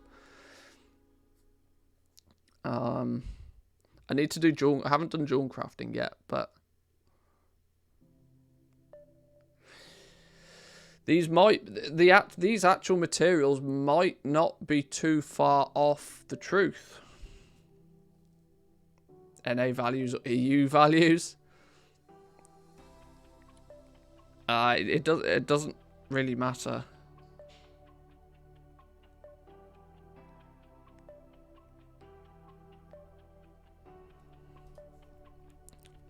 Okay, speculatively, doesn't matter what they do with Pog essences so far. It doesn't feel to me like it matters too much how many Pog essences that we need to craft this thing. They actually do seem a little bit more balanced. Tailoring doesn't seem to be quite so out of whack as what it was with the Vestige of Origins. The choice to have, I mean, this was just I've said it multiple times, but the choice of a Vestige needing 400 lightless silk was bananas crazy. Whoever decided that needs firing. Even with an increased drop chance on lightless silk, this was just bonkers. Silk is still 60 to 70 gold on my Realm of Peace. Need the bots to come back. Yeah. Well, this was scaled. This was balanced. See, the fact that to need the same amount of regular cloth as rare cloth is... I can't believe nobody looked at that and was like, what? Really?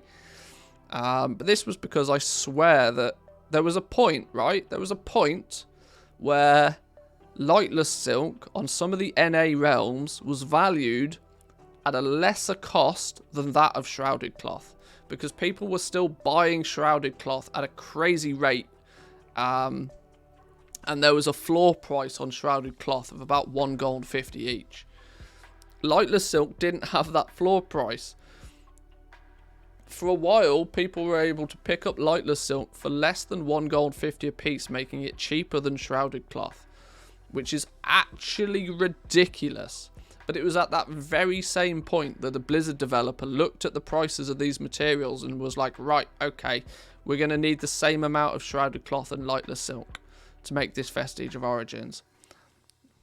And on that day, a bad decision was made. Unbelievable.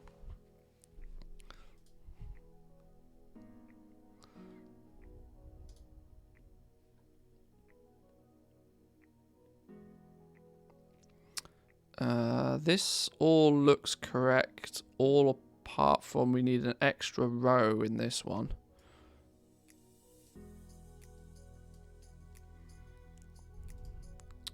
We need a... Corthite crystal's going to change. We need this to move down.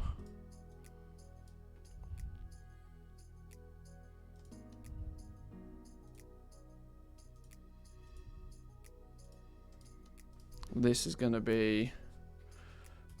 Oh, hang on. What's going on here?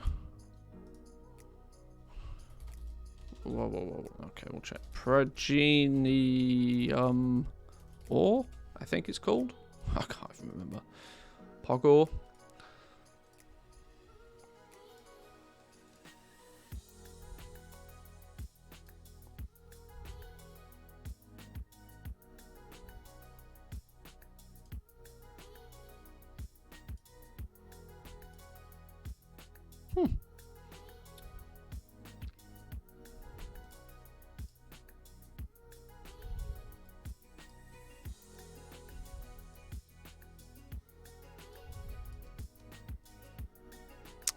We need 10 of the things and then 2 of those businesses. No, what's it called? Oh, Jesus, these goddamn names. Progenitor Essentia. Progenium. Progenitor. Hang on. No, that... What? Hang on. Progenitor... Progenium.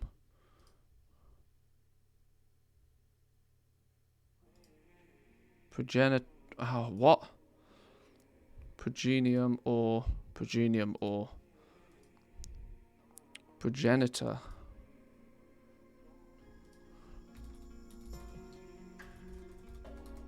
If they don't change the names of these, I'm going to be seriously disappointed.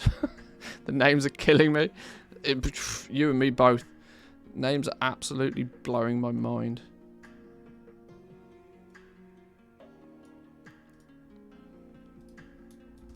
God bless copy and paste.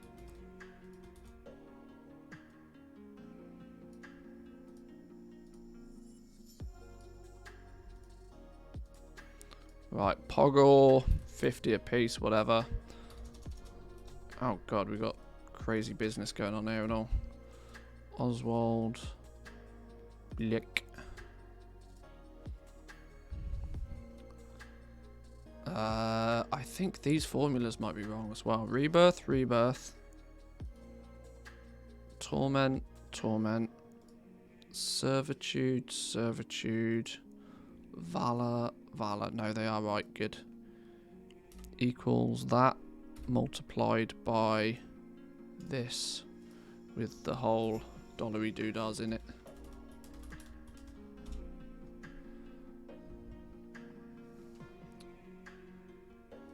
And this is referencing this one. E12.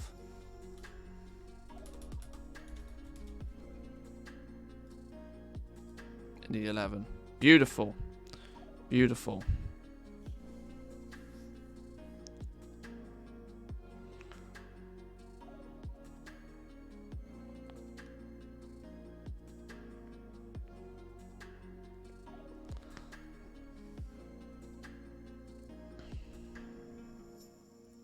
I have 4 jewel crafting, and all I saw people telling me that jewel crafting will be bad in this patch. I mean, rings and necks necks weren't great in 9.0. Necks have been absolutely fine in 9.1. In some, they've actually had a bit of an uptick recently. What happens with them in 9.2? I don't know, but the ring and the neck are always safe places for people to craft their legendary in. I don't think we got much to worry about. Jewel crafting can always make you gold because there's the air of confusion about it because of because of prospecting. So there's never a worry in my mind that you'll be able to make money with jewel crafting. Always opportunities with jewel crafting. Even when everything else looks tragic, you'll still make money with jewel crafting. I think this is right though. What I do need to do is fix a few things there. That, and that. Also, right, there we go.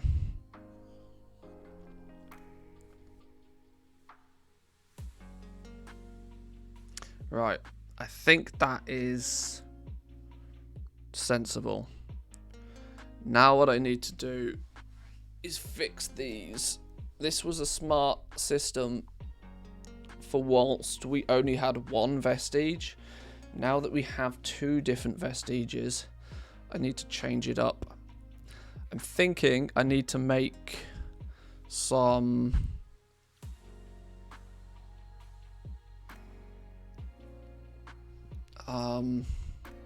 we could have like a craft how do we do this? We could say base item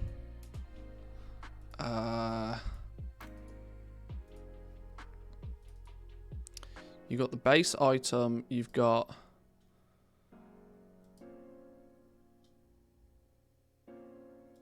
then you've got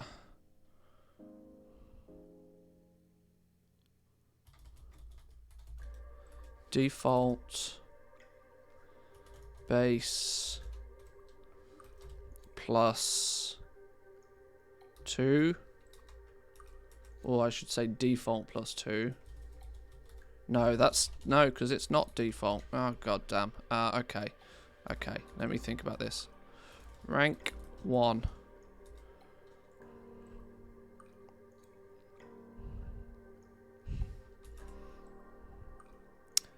The only way to make a rank 1 is to craft a rank 1. A rank 2. The only way to create a rank 2 is to create a rank 2. A rank 3 is where things start to get interesting, because you either make a rank 3 or you make a rank 1 plus vestige. I'm going to just call it a 1 plus 2.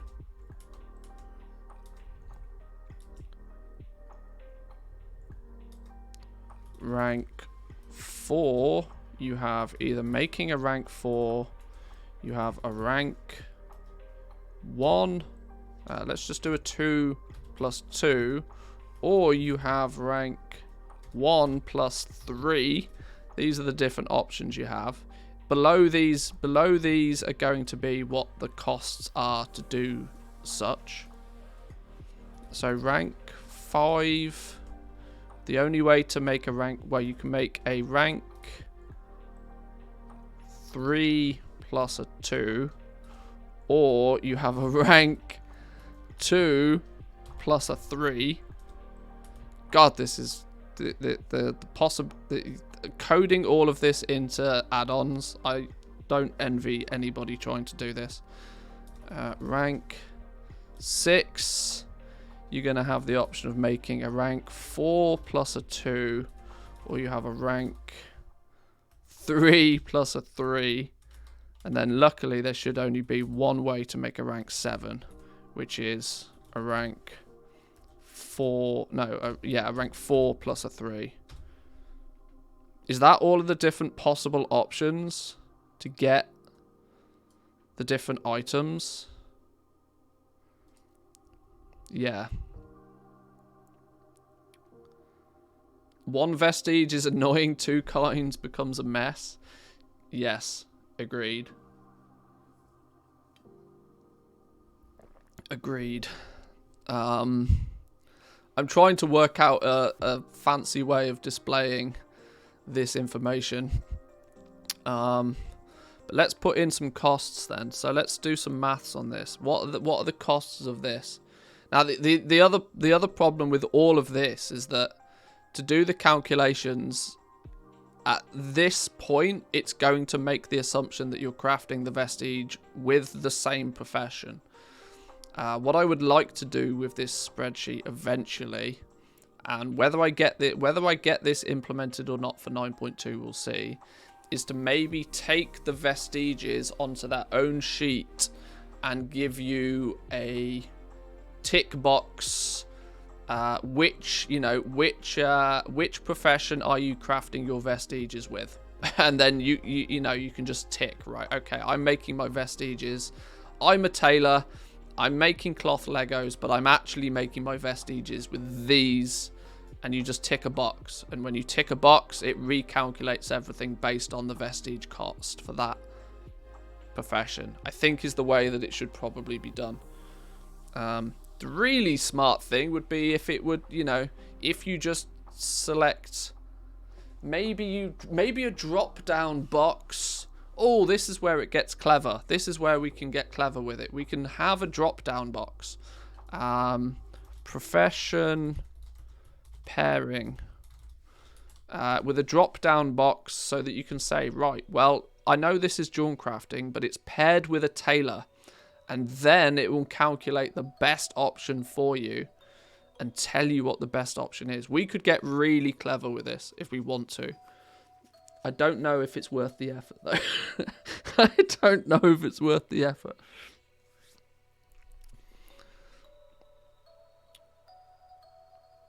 This is where TSM should have the advantage. Once their system is finally working, it should work for any new optional reagents added as well. Well, yeah, this is it. This is it. Like, that's kind of what TSM are trying to do. They're trying to create a system that will be easy to retrofit to anything that comes up in the future as well. But you never know what's going to come up, so.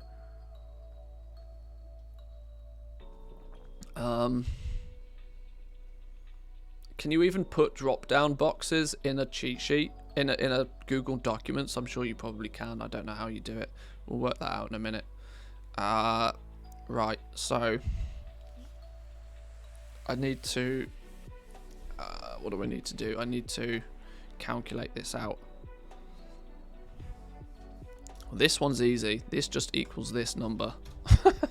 Rank 2 is also easy because it just is this number. Oh god, I'm going to have this pissing chart 3 times. Because we got 3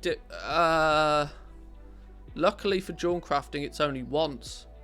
But I'm going to need to have this same chart 3 times. Because of, tier 1, tier 2 and tier 3 costings. Oh, Jesus. Okay, let's do it. We'll do jewel crafting first because it's simple. Ish. Equals a rank 3, which is this price. Now this is where it starts to get confusing. This is a rank 1 cost plus the cost of a plus 2, which is this.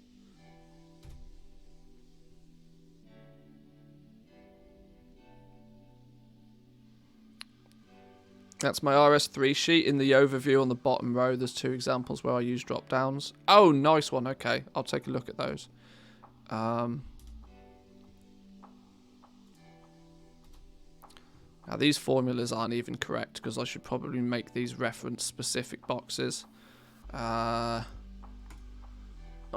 fuck. If I'm going to do this, I need to do it properly from the word go.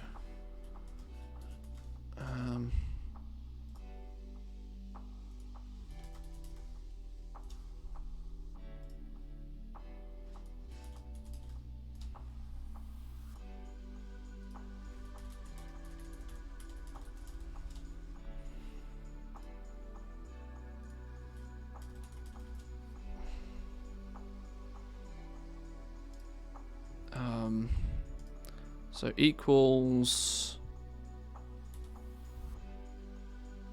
a rank 2.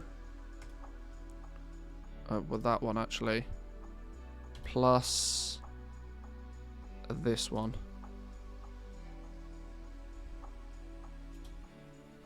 Then throw in the dollar doodahs.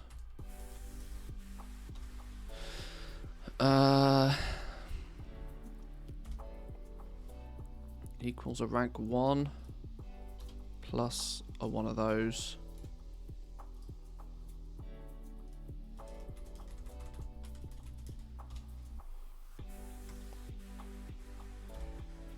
Equals a rank 3 plus that of rank 2. God, this is hurting my brain.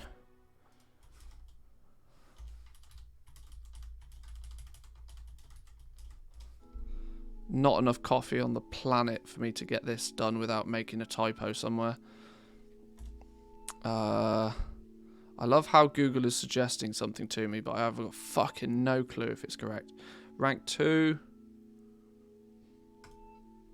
plus a rank 3.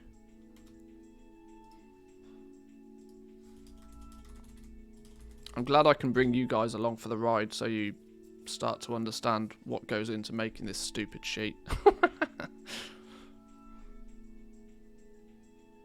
Gosh, I'm so nerdy. Just finished my work on Excel and sent it out to advisors. Now I watch you do Excel for entertainment.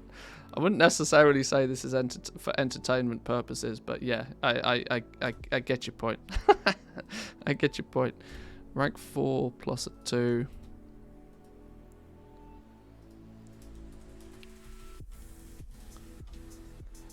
I don't think there's any avid goblin out there that's not at least a little bit nerdy. You wait until we start playing Factorio and I start, you know, breaking down like the output of different factory configurations, and that's when nerdy gets to a new level.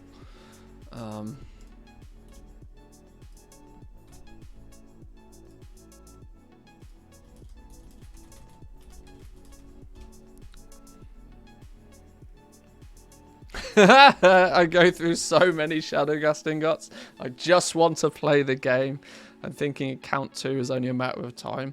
Shadowgast ingots were the bane of my life, quite simply because even to this day, I still craft my Shadowgast ingots on the same account that I play the game with. My auction house accounts, I currently have 3 separate auction house accounts for different realms. They are geared up to craft my enchanted materials. So my enchanted heavy callus, my enchanted Elysium bars, my enchanted lightless silk. So I can separate that from actually playing the game.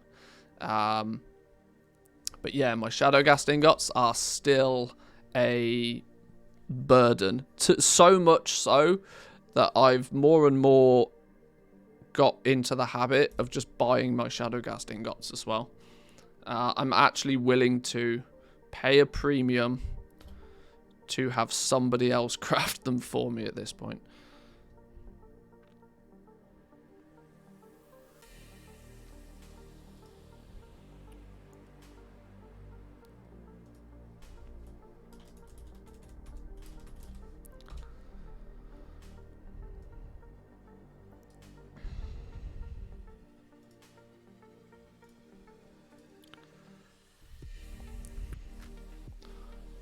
Okay.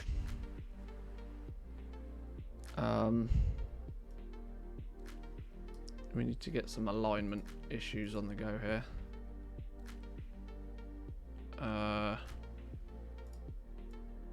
That needs to be centralized.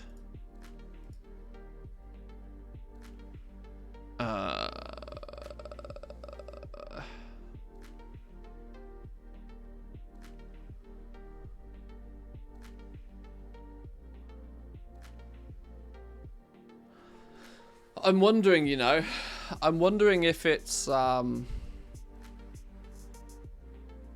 Now you see for dual crafting, because there's only one tier of craft. There's not one tier of craft, is there? Because if you're not prospecting for your essences, your cost of your necks can differ greatly from that of your rings. I was just thinking whether like the end result would be better if I just leave this information visible for everybody. As you know, a visual aid, just at a quick glance you can see, right, well, if I want to make a rank 4, I've got the option of, right, well, I either make the rank 4, it's going to cost me 24k, or a 2 plus a 2 is 22.6, or a rank 1 plus a 3 is only 10k. You can very quickly see that, right, if I want to make rank 4s, then this is the way I do it. And you can then look at the auction house and see, right, well, what is the cost of a rank 4? And you can say, okay, well, this becomes profitable. You can reference the cheapest option here. What I should probably do, though, thinking about it, is make these tables invisible. And so that they just happen in the background. But then have a...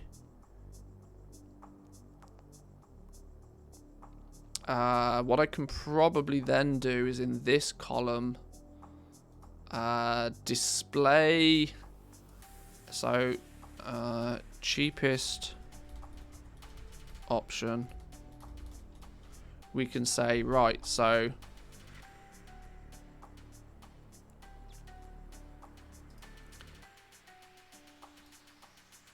equals, is min an option? Minimum of these 3.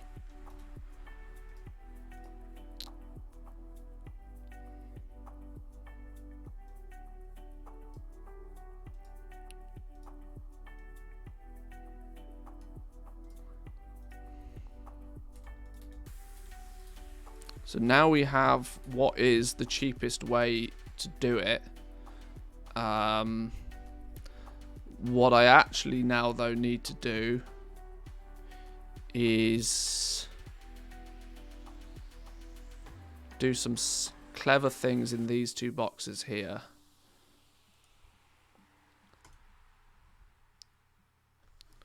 Right, we're going to get rid of these.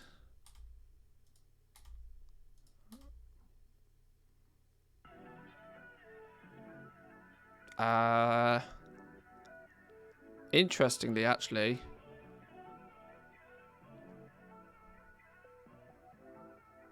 there isn't going to be any change. Undo. Undo.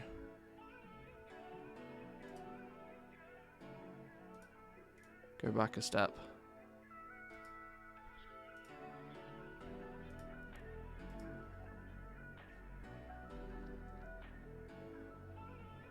This is still valuable information.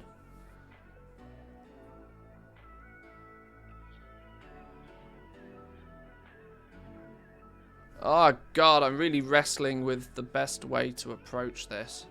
See, the reason I put these little things in the first place was to say that it was to highlight that, oi, by the way, instead of making this rank 2, instead of making the rank 2, you could make a rank 4 and you could make it cheaper than the rank 4. But I don't think that's actually the most useful information. I think... Oh, I don't know. No, you kind of need both, because this is helpful for when you're leveling up. When you're ranking up, instead of making a rank 2, this is good information to have, because it says, oi, don't make the rank 2s, make the rank 4s instead. And this is how much you're saving on the cost of the rank 4.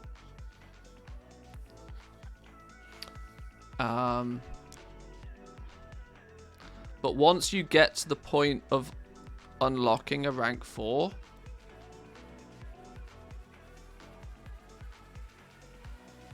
maybe I also need the cheapest way to make something. So we could have something such as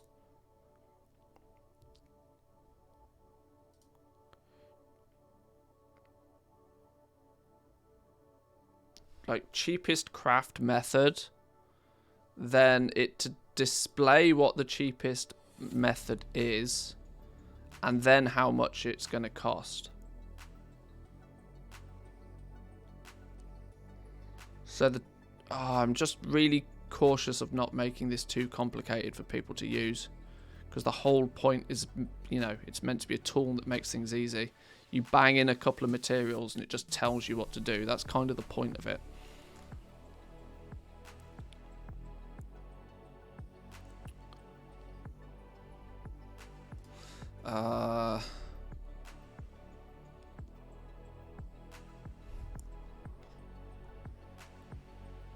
Because here we could just have equals the cheapest option for a rank 1.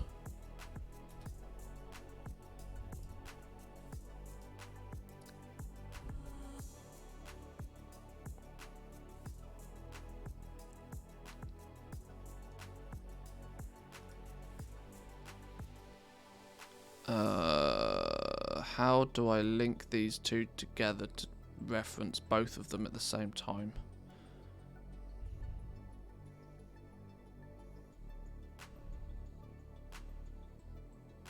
This might end up being opposite to helpful.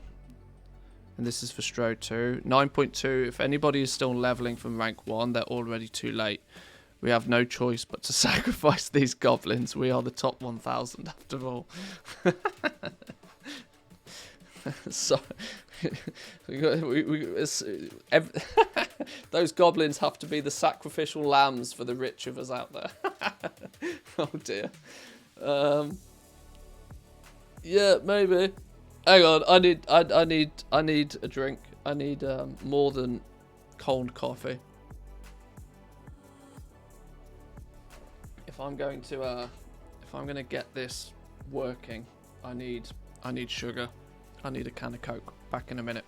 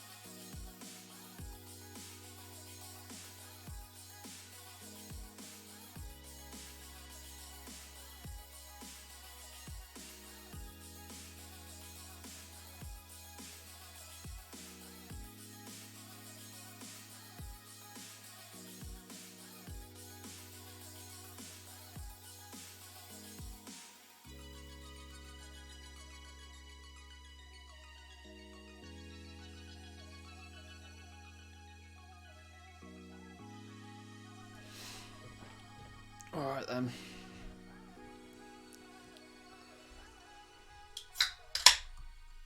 What a beautiful sound. If only it was beer.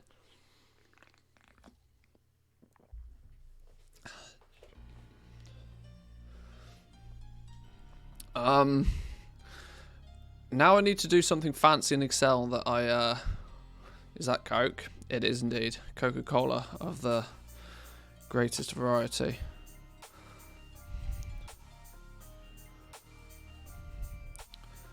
Now I need to do something fancy that I don't, did your mum ever tell you not to do drugs on stream? Do I look like Trainwrecks? I mean, come on now.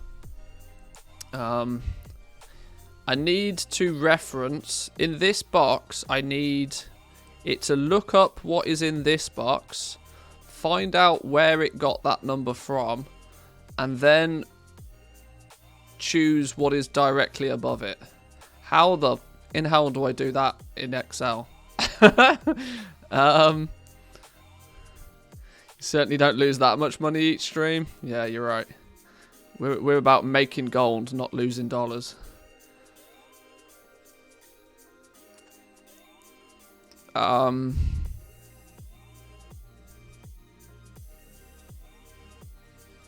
Is this where we do a VLOOKUP thing? Vertical lookup. Search key range index. Fuck it was. That's crazy level. Well, I don't know how we're doing that. I ain't got no clues how we're doing that.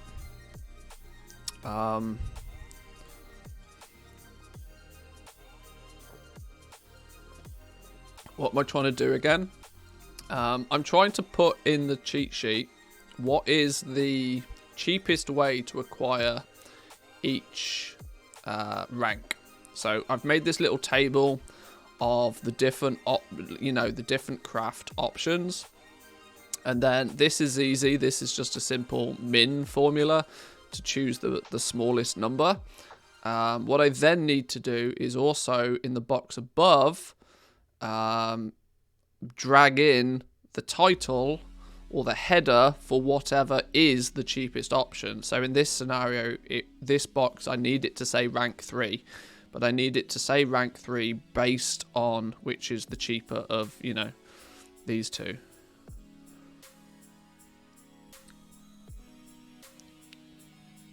Equals offset paired with equals min in Excel. Not sure if Google Sheets works the same. VLOOKUP would work if the rank and price would be on the same row.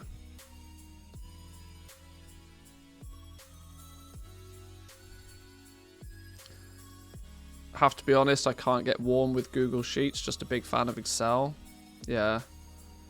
Unless there's a HLOOKUP, might be easier to have them on the same row.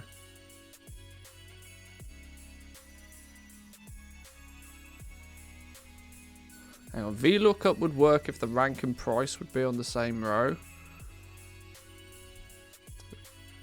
Oh, row, not column. Okay. Then you could look up the value and show the rank for it.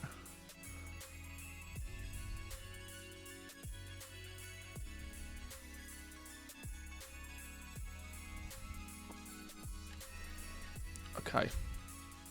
I'm thinking there's probably an easier way to do this. I'm also concerned that jewel crafting's the easy one. I'm also greatly concerned jewel crafting's the easy one. Google Sheets works fine for 80% of spreadsheet users, which is why it exists. It's just not an Excel replacement for the remaining 20%. Yeah, I'm sure it's not, but I mean, there's still plenty of smart stuff in here. I mean, there is a HLOOKUP, horizontal lookup.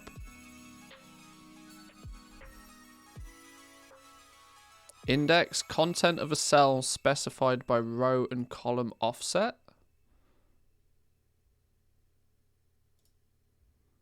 Reference row column. Yeah, I don't understand that.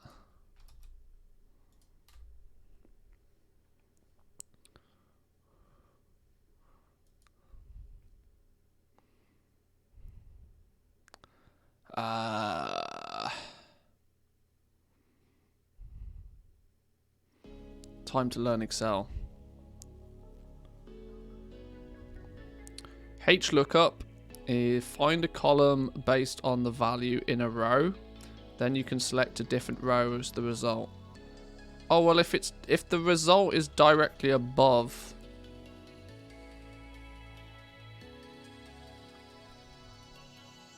Okay, I think I might just be overcomplicating this.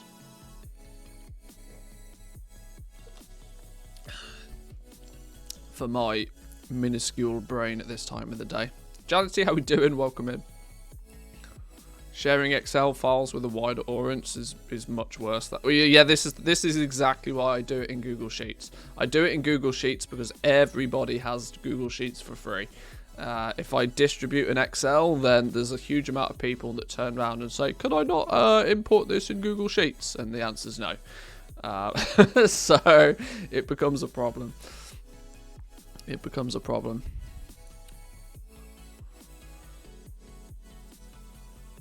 So, look up.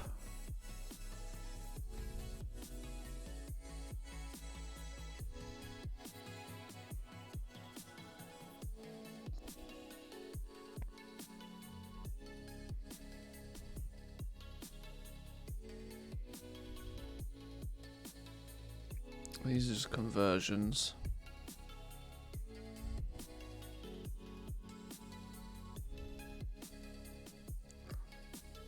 Look up a value.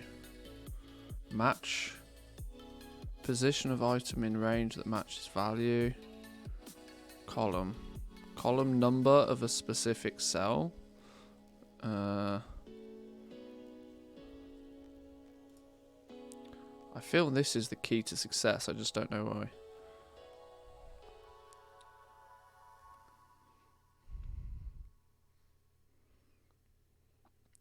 Value reference would be the number in V, and the range is the values in S to U. Then it searches the value in that range. You want HLOOKUP for this.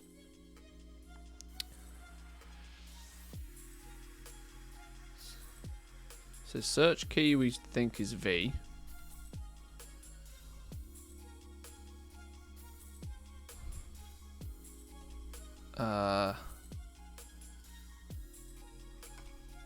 Is this number here.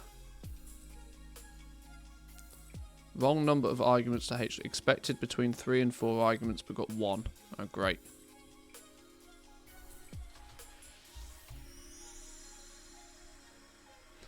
I legit have no idea what I'm doing with this. Which is usually not a good thing. Because it means I'll end up doing it wrong or duplicating it wrong at some other point.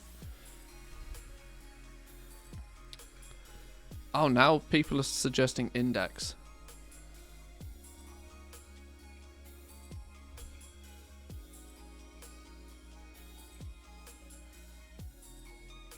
Okay. Maybe I'll just do it this way. And I will just say cheapest method to craft.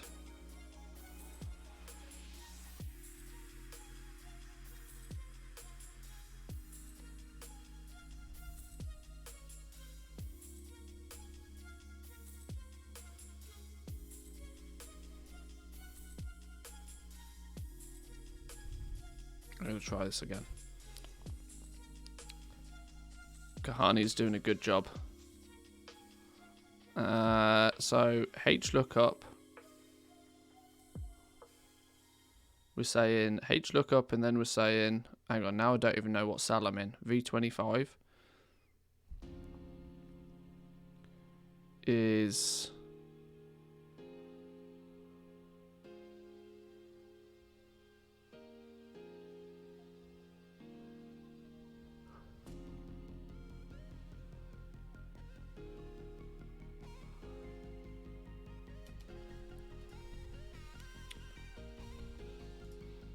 no, we ain't getting nowhere. It's fine. I'll work this out when at a different time. For now, I just want it to show what is the cheapest way, and I'll fix it in a different way. So the cheapest way to make a rank 2 equals this one. Cheapest way to make a rank 3 is this one.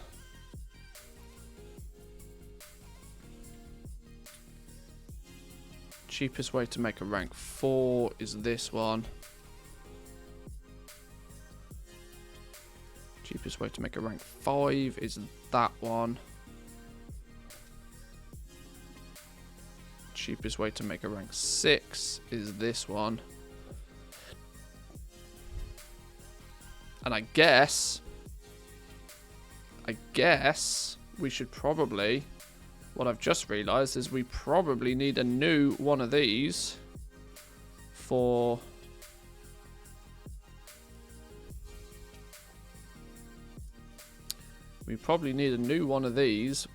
the purpose of rank 7s as well. That's something I hadn't even thought about.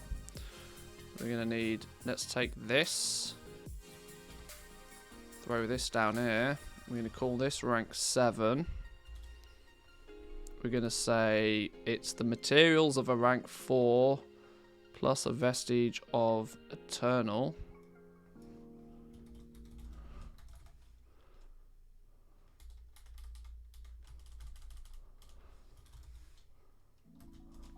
Oh, you know what? You know what? I'm now starting to think that all this at the bottom is just guff. Because this is now only displaying one possible option of getting this. See, this is useless because we now are going to have 2 different options of making a rank 5, 2 different options of creating a rank 6, but only 1 different option of making a rank 7. This now is surplus to requirement. We don't need this down here because this is only displaying one of the possible options. We could condense all of this jazz into just what is quite simply, you know, cost of crafting a rank 5, cost of crafting a rank 6.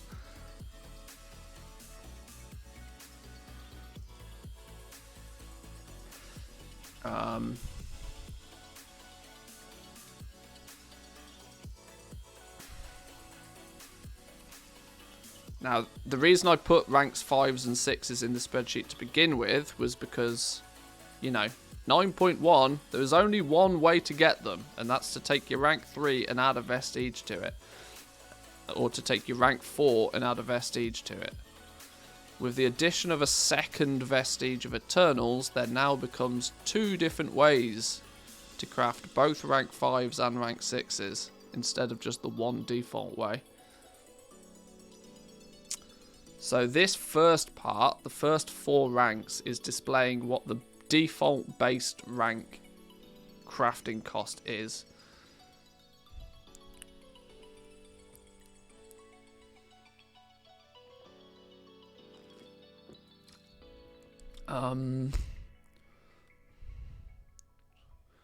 So actually, I might just get rid of all of this. Am I going to regret that decision? Probably.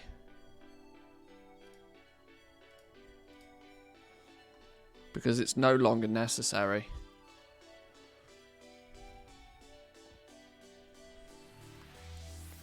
Restock's finally done. I clearly hadn't set my LST up properly on all characters. Got 5 of some crafts and I only wanted 3.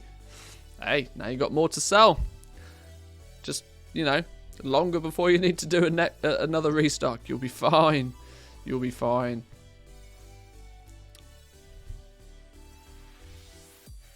Single craft cost. I equally don't think these are.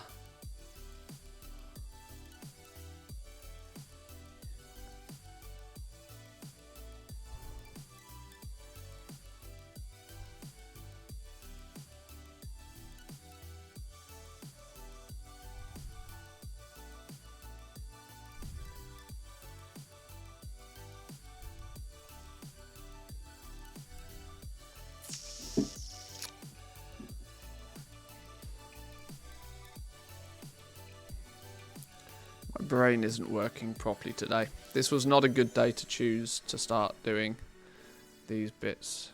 Hang on, is the text in those smaller than it is everywhere else? These headers are 14, this header's 14. Why is the header for this and this so big? 14. Much better.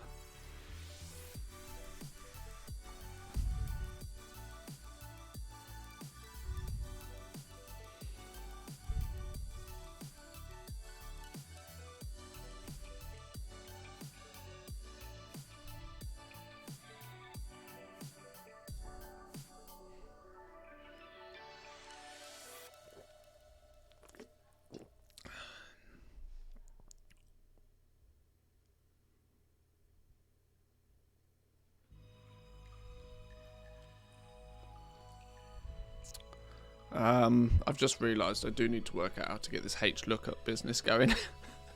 Oops. What we should do though is we should have a little bit of information about rank 5s, 6s and soon to be 7s. Now that I've deleted all that stuff at the bottom, I'm worried that I might still need it. Are we expecting the Vestige of Eternals to be cheaper than the current ones? No idea on the drop rate of the Pog Essence. I'm not going to say it's going to be cheaper. What I am going to say though, almost for sure, is I really don't think that they're going to only require 2 of them to make a legendary. Just like what happened with Corthite crystals, I expect to see, probably quite late in the PTR development, a huge bump in the quantity of these that are needed. Or are you just glad to see me? Both, I hope. Cox23, thank you very much. Appreciate the Prime Gaming. Thank you.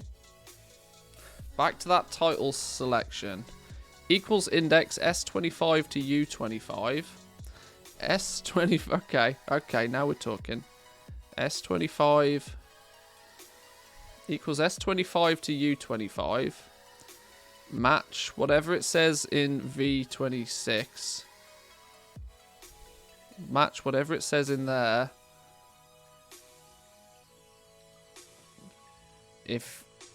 And then okay, I'm going to copy that in, and then I'm going to see if see if it results what I expect it to do. Oh my fucking hell, it does.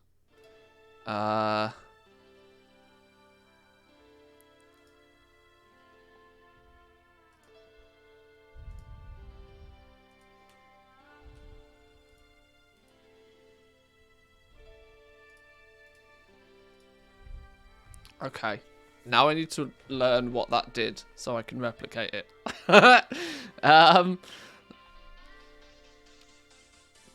So yeah, that actually does what I expected it to do. So it's looked up that. Can I now?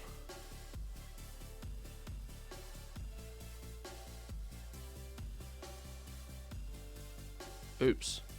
Hang on.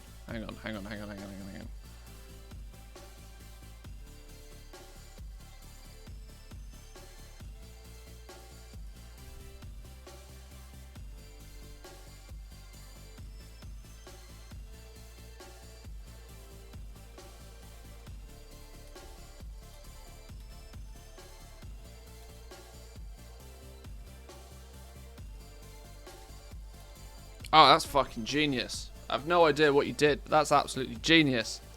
That's absolutely genius. That's exactly what I need. Now,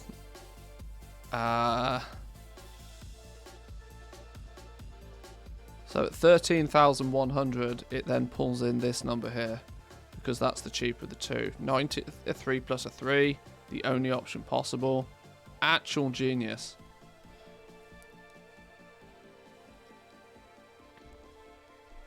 So now what we can do is we can say,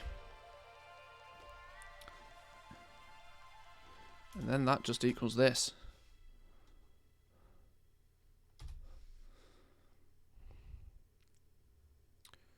And then this can be cheapest craft method.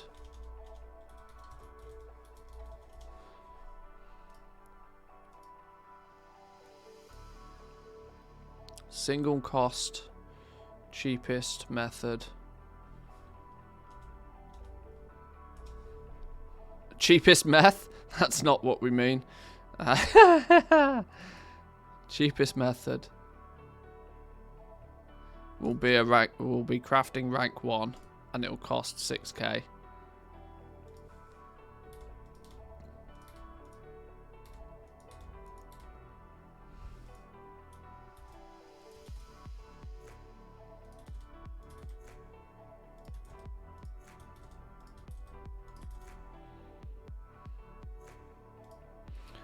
So the cheapest way to make the rank 2 is going to be this. Cheapest way to make rank 3 is this.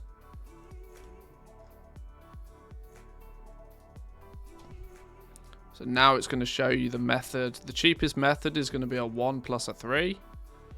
And it's going to cost you this much.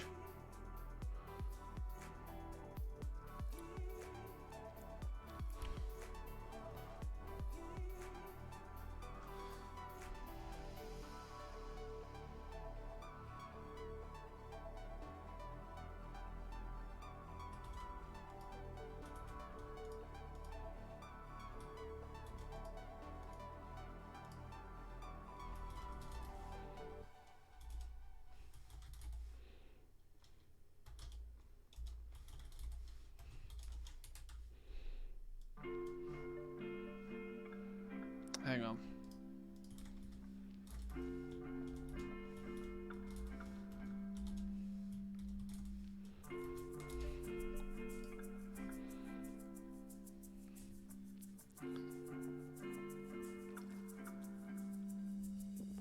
Actually, I'm thinking,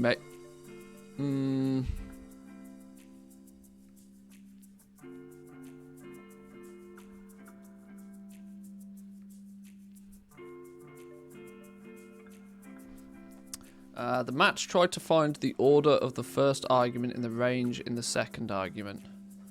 False restricted it to the precise number instead of the closest number. Index looks into the given range for the order number. There's lots of words in those sentences, of which some of them go in, but a lot of them bounce around and fall out the other side. If I wasn't streaming right now, I might understand that.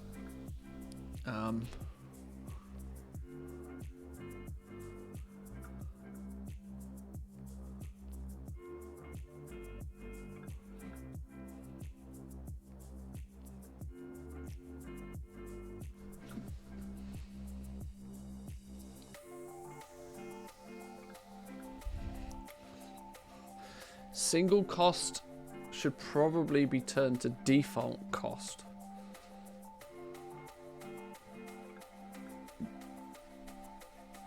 Default single cost, or the cheapest method is is the same.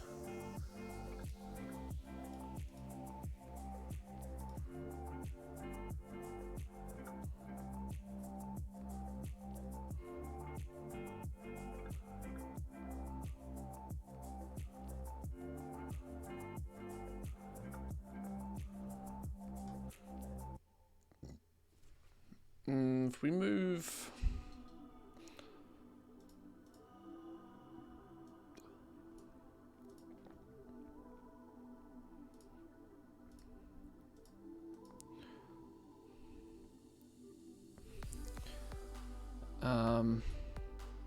in fact, no, undo all of that.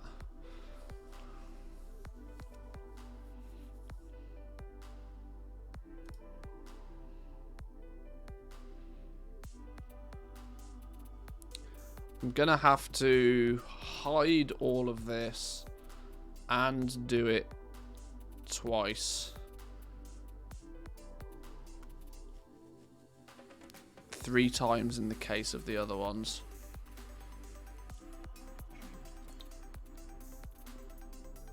I think this is going to be more user friendly though, considering that we have the vestiges and whatever.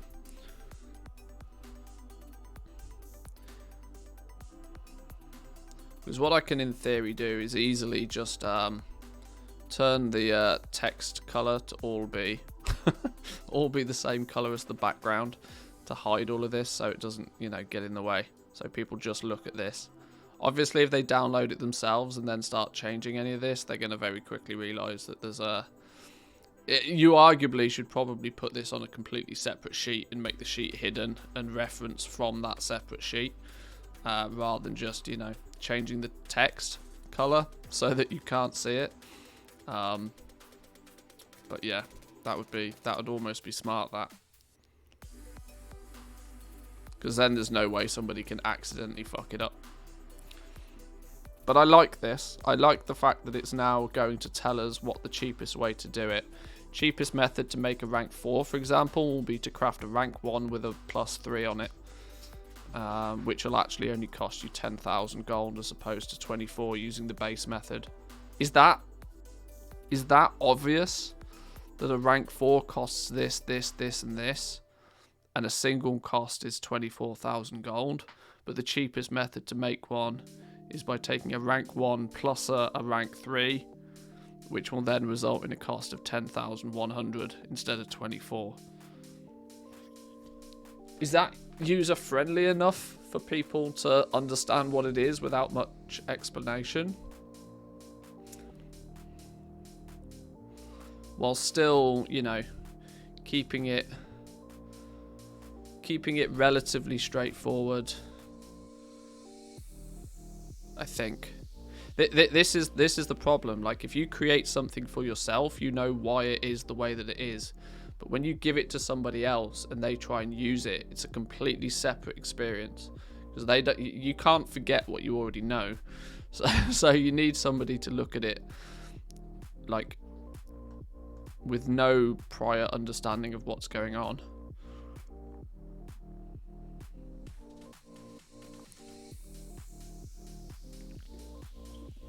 Wouldn't it be nicer to be able to reuse lower ranks crafted in 9.2 to upgrade them instead of them being labeling them as waste?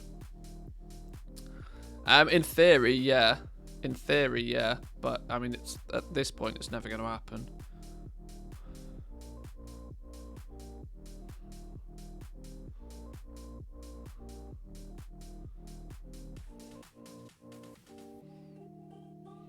And now for the pairing. Yeah, that throws another spanner in the works.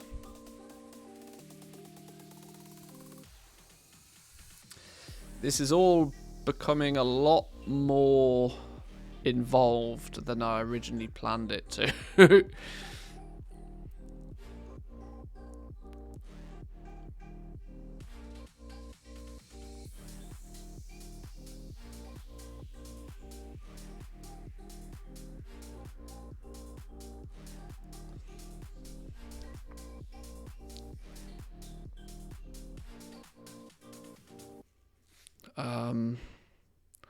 I think I'm gonna have to put all of this.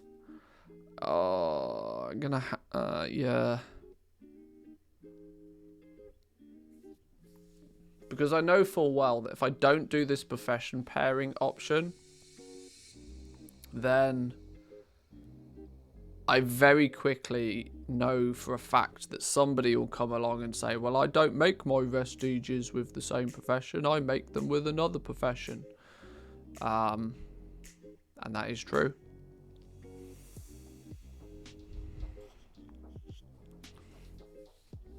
I might have to think about this a little bit more. I can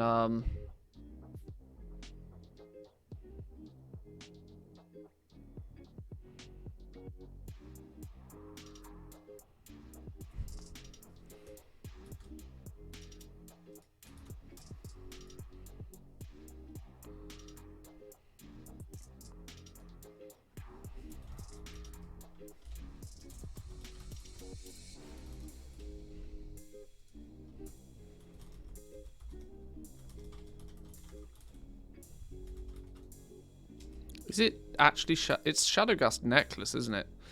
I've always had it just Shadowgast neck, and it's actually Shadowgast necklace.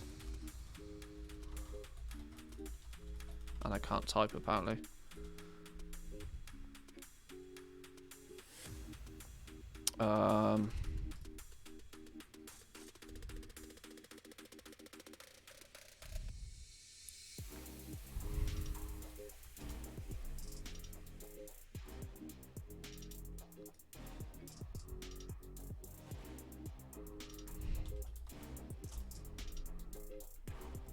Go through and edit these now to this one.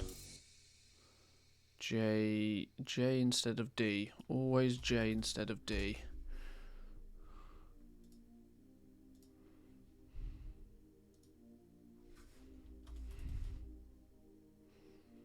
But P's going to say the same. Okay. J's instead of D's.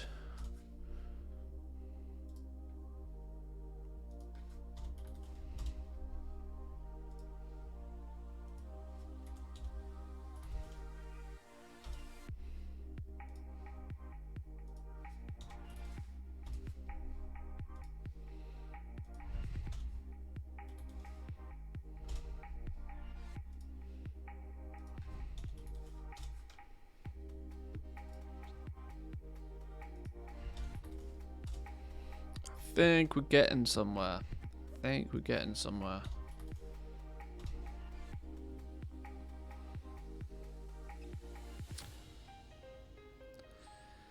Something people can easily fix, though. You can just give them a small explanation on how to look up other vestiges and let them go into the calculation. I did that for my tailoring legendaries because it's paired with Dawn crafting for me. Yeah,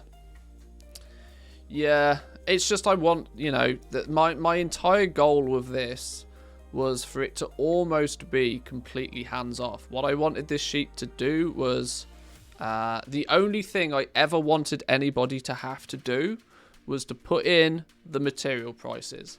You put in the material prices, and boof, it should do everything else. Now, I can add one extra step to that, sure, which is to, you know, have a drop-down box to choose your profession pairing. So, you know, if you have it paired with another profession where you're making the vestiges, that in essence is like saying, right, instead of using these materials, I'm using these. Sure, and it goes off and it does its magic. The problem might be actually with this is that it would also then require people to go into the other sheet for the other profession and put their materials in there. Yeah, either I'm undecided whether I actually want to do this or not. That's a lot of work to set up. Well, yeah, that's kind of the point though, right? The whole purpose of this cheat sheet was to make it as simple as humanly possible. People put in their material prices and bang, it does all of the hard work for you and literally tells you what it's going to cost. It tells you what it's going to cost. It tells you how much it's going to cost to rank up. It's going to tell you, well, the cheapest method of making rank 1s, rank 2s, rank 3s, rank 4s. The cheapest method here is actually to make rank 1s plus the new rank 3. It just should give you the information. All based off nothing more than you putting in some material prices. That's been my overall goal with the sheet. But yeah, it's proving to be, with added complications of things like different vestiges, returning different crafting possibilities, it's getting more and more difficult to make it, you know, that simple that you just put in. All the logic needs to happen almost invisibly without any user input other than the basic materials. If I can get it to that point, I'll be happy.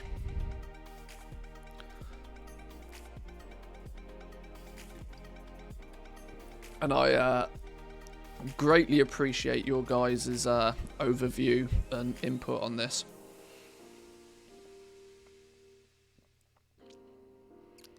Have you considered making a sheet to calculate the vestige cost for different professions, then just have the user paste the cost for their vestige into the Lego sheet?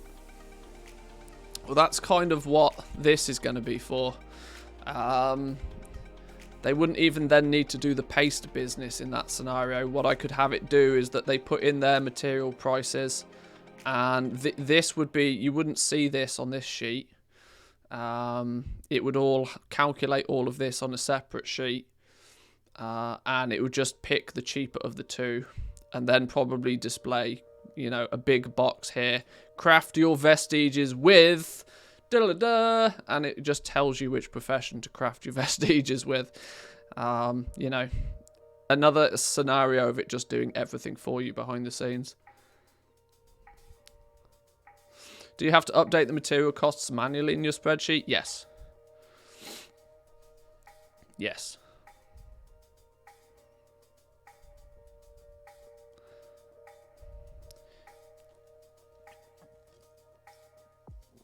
I want it to be, I'm happy to do as much as I need to do to make it as easy as possible for people to use. I want nothing more than people to fill out a couple of yellow boxes, and for boom, there you go. There's the information you need.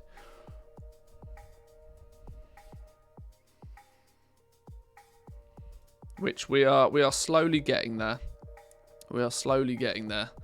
And then obviously once you've got your breakdown, you've got your actual material breakdown for the base ranks 1s through 2s, 3s and 4s.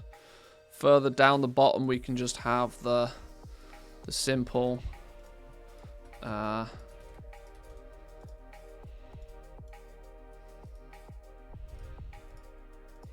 cheapest method equals rank 5s, which is this one.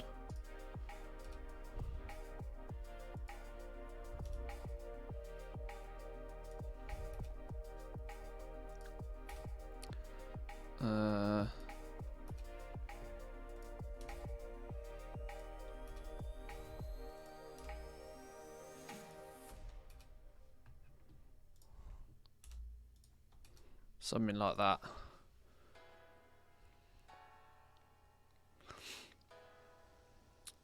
I'm currently updating material costs as well. I'm currently working on a Lua script that could technically pass the auction house cost information into a .json file to update the spreadsheet automatically. Well, TSM are working on their API. TSM are recreating their API. And I've been asked if I want to use the new TSM API to integrate that into the spreadsheet. And sure, I could do for my own personal for the purpose of testing, but I wouldn't then be able to make that accessible for everybody. So, which is hence why it isn't yet. When TSM re-release their API publicly and they turn it back on again, I will probably have it just pull your server's material prices from there. But the reason I haven't had it pull in material prices automatically is because you then have the complications of, well, what material prices do you pull in? Do you pull in DB market price? Do you pull in, and if you pull in DB market price, people will then turn around and say, well, I get my material, I don't pay market price for my materials.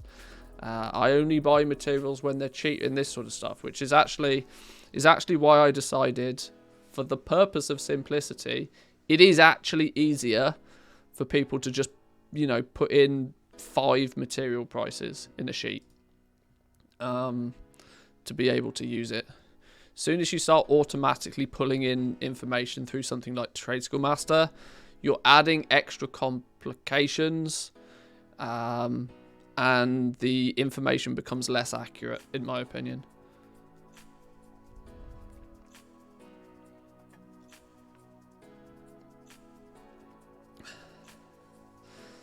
And, you know, many people would look at things like their own personal smart average buy price as their material price. Whereas if you pull in, even if you use Trade School Master's API to pull in information about your server's prices, you wouldn't be able to pull in your own personal smart average buy price. So there's, you know, giving people the ability to just put a number in the box is actually, in my opinion, the better way to do it. It's not necessarily the way that people want, because they see something smarter and think smarter is better. And not always. Sometimes simpler is better. And this is one of those scenarios where you know that you pay on average 50 gold for your Shadowghast ingots. You can bang 50 gold in here and you're away.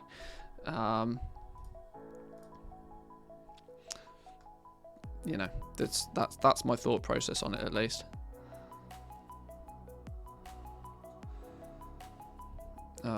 What happens if, for some reason,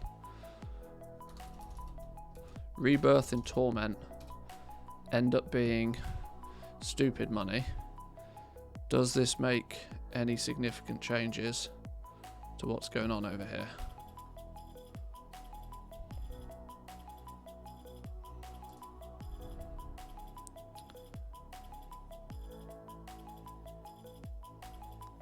I would maybe centralize the material list to another sheet. Otherwise, I think your approach of manually inputting the prices are the correct one. I do have a material sheet. It's usually hidden, but I've considered having a one global material price list. But I then still think that it's to tell somebody that they need to put the material prices in for 50 different items just so that they can then load up the plate legendary sheet is kind of one of those where I know for a fact that people use very specific sheets of this and they ignore 90% of the rest of it. They usually pick up the cheat sheet for one very specific purpose, and that's that if they are leveling leatherworking legendaries, they go here. They go to leatherworking legendaries, and it's all self-contained in one sheet. Or everything they need to do is in one sheet without them navigating between the others. I have thought about this a lot, and I believe I do it the most simplistic way. But yeah, I mean, you always tend to believe in your own ways of doing things, but let's put some different tunes on. There we go.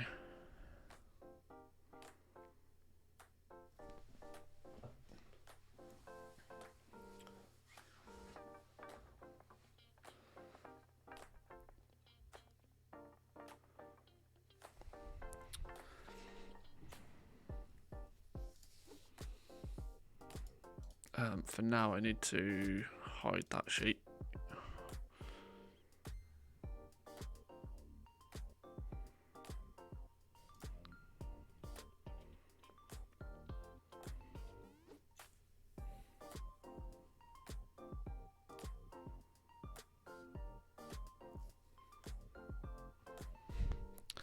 I think this little wizardry of... I think that needs to go.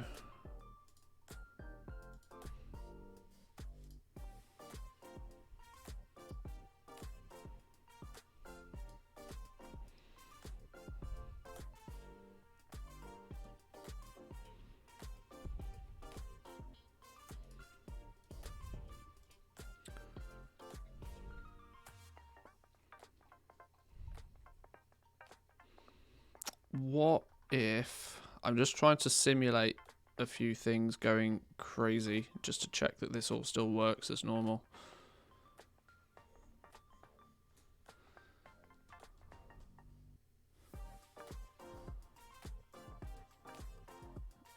I think that all still makes sense. What if these things end up being 10,000 gold each, or 100,000 gold each? You ain't never going to use them. So that changed to a 2 plus a 2. That changed down to this one. Plus a 2, plus a 2. Yeah, okay, that's fine. I was just checking that, because I just copy and pasted this down, I wanted to check that it still does the thing that I expect it to do.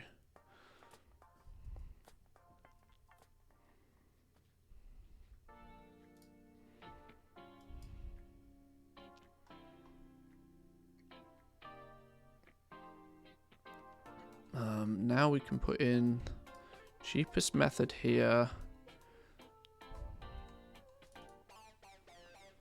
That is going to equal Shadowgas necklace. Cheapest method for rank 1 is this. And that's going to equal this.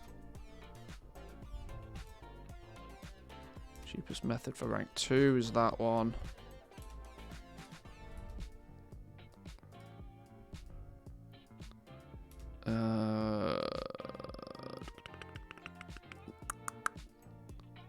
That one.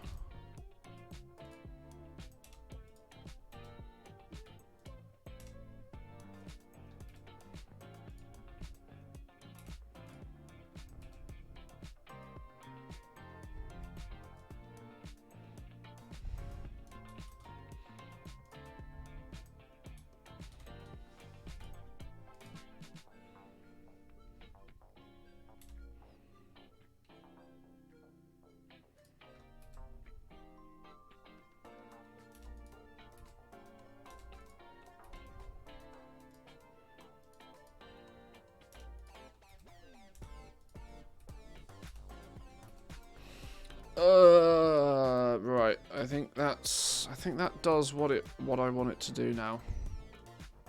I do appreciate you guys sitting through this with me. I hope it all makes sense.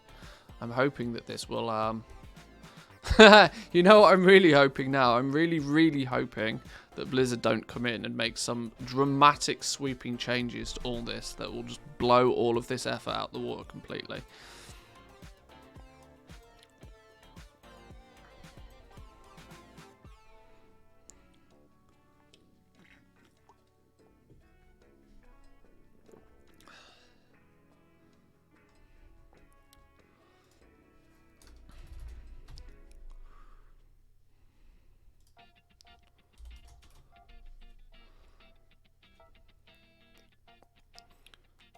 And it's all dynamically changing, because the reason I've got rid of the rank 5 and 6 boxes down the bottom here and just added it in this fashion is because actually the breakdown of material cost for a rank 5 is information you don't need.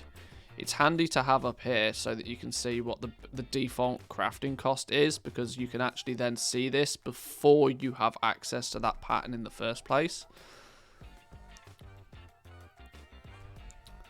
But as long as you have the base rank breakdowns and the breakdowns of the vestiges visible, you actually don't need any more information than, well, if I want to make a rank 5, the cheapest way to do it is by taking a rank 2 and adding a new rank 3 vestige to it, and it's going to cost me this.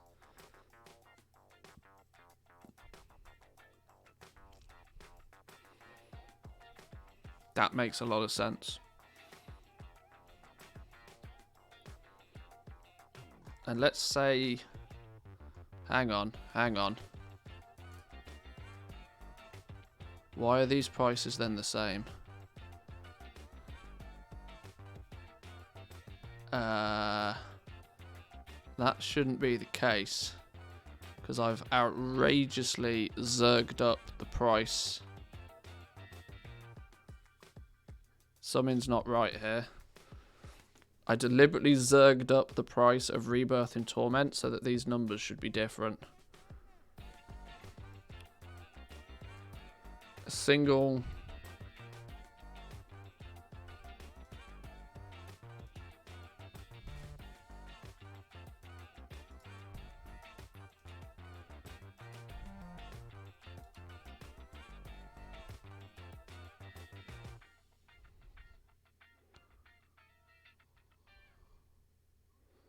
Three plus a 3 here is not costing this much. Where's...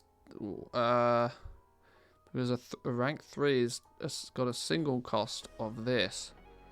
Oh, what the balls is gone on here? Rank 6 should be this number. A 3 plus a 3. Oh. What? How have I managed to do that? Did I copy and paste that as well? Oh, I know why. I know why. See, this is why I test this sort of thing.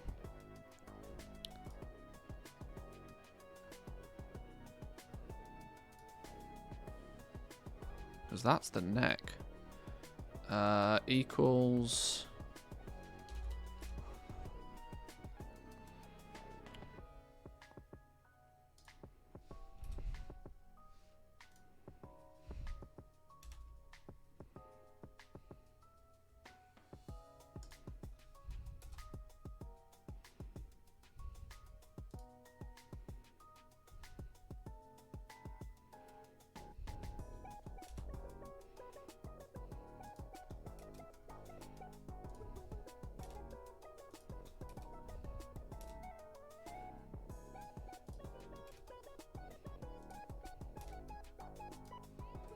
That's better. That's better. I'd accidentally used the wrong things here. So, okay, if your Essence and Torment are significantly more expensive, that's replicated by the cheapest way of making these. Cool. I think I think it might be ready.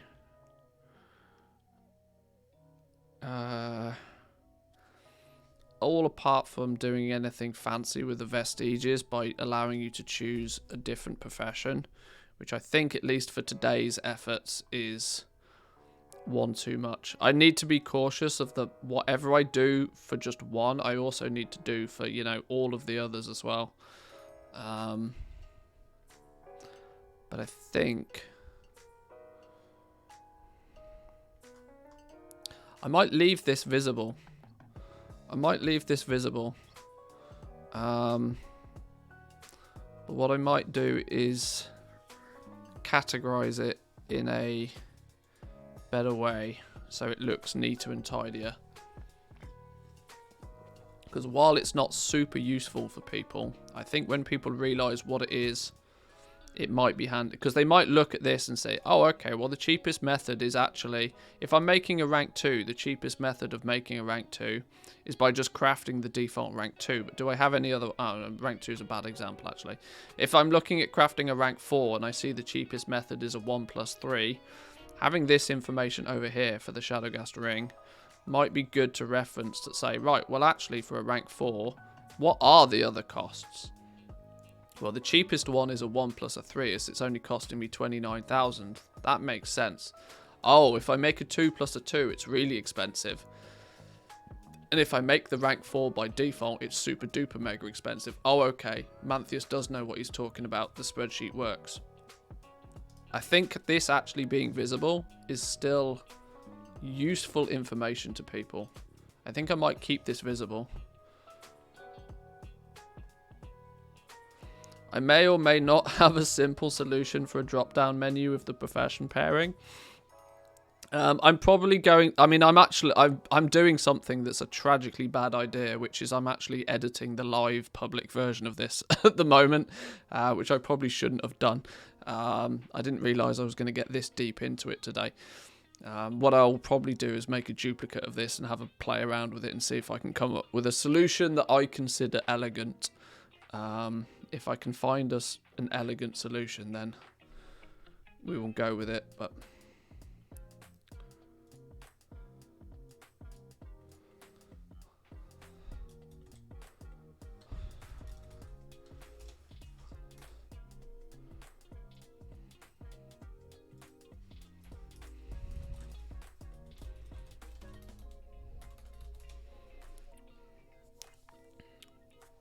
quality assurance, straight to production. Yeah. If in doubt, bang it out. That's what they say, right?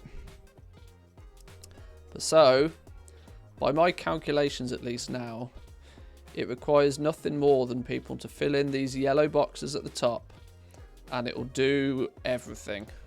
In terms, it will provide you with all of the information you need to not only level up Jewel crafting to max, also it will tell you what the damage is going to be, and more importantly, what is the cheapest way of crafting any given item.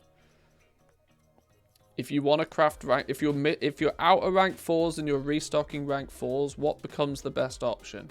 Well, the best option is to create a rank 1 and a rank 3. I want to create some rank 6s. What is the best option? The best option is crafting a rank 3 with a +3 vestige.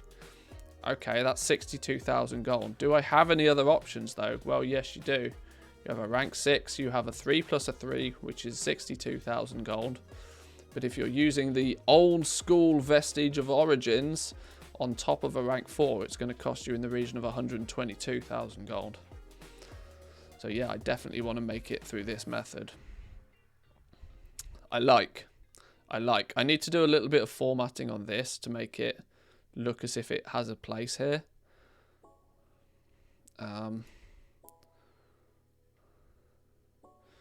Maybe we need...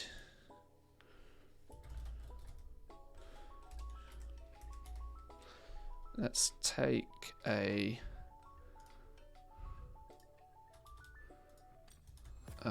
let's call this... crafting methods.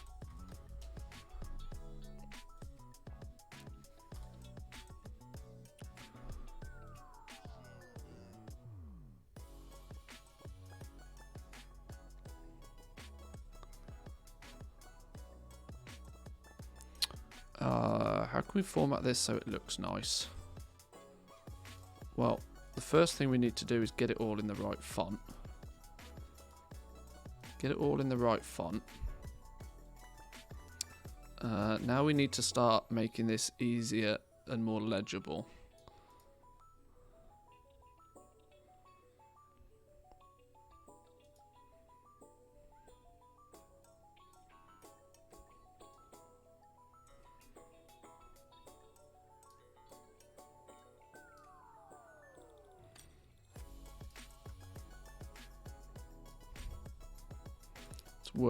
Work on the aesthetics of it a little bit now. Let's make that, in this scenario, it's going to be called Shadowgast Ring, but in the other sheets it will be, you know, it will be named Arm Guards, it will be named Gauntlets, Pauldrons, Sabatons, Waist Guards, that sort of thing. The problem's also going to be is that the cheat sheet's already full screen width on the other professions, which is not too much of a problem because you can always scroll across, but the fact that it doesn't fit above the fold is mean that people won't even know it exists. But you know, we can work on that a little bit.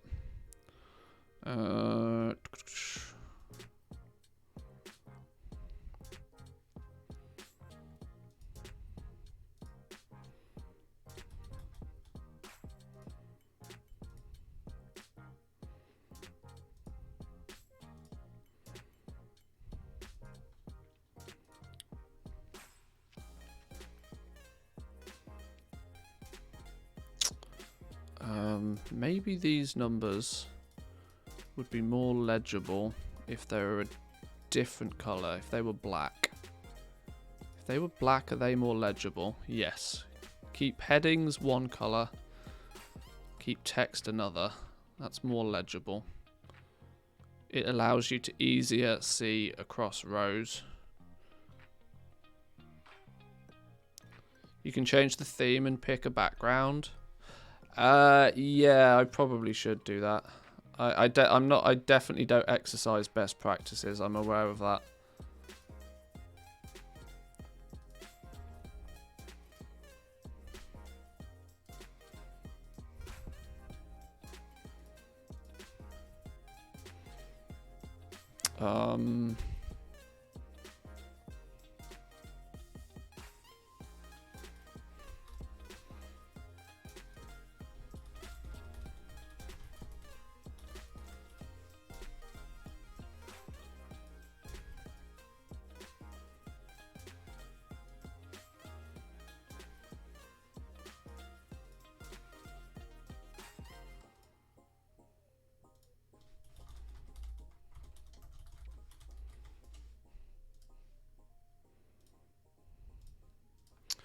So the Shadowgast ring, option 1, option 2, option 3.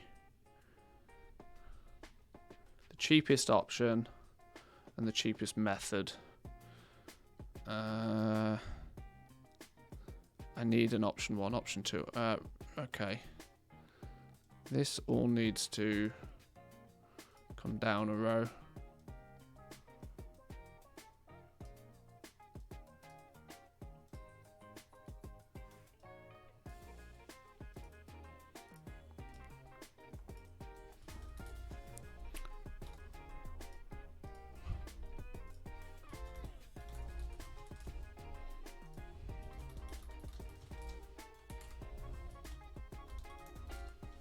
Now, Blizzard, please don't fucking change anything. Please, please, please, for the love of God, do not change anything.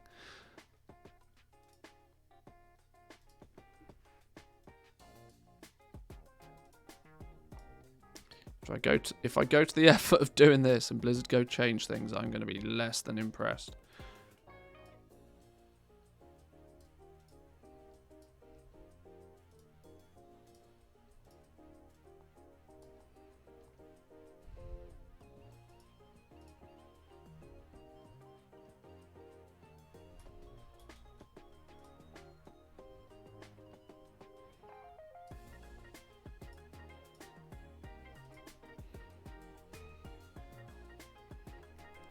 There's a new Blizz update in crafting. Thanks.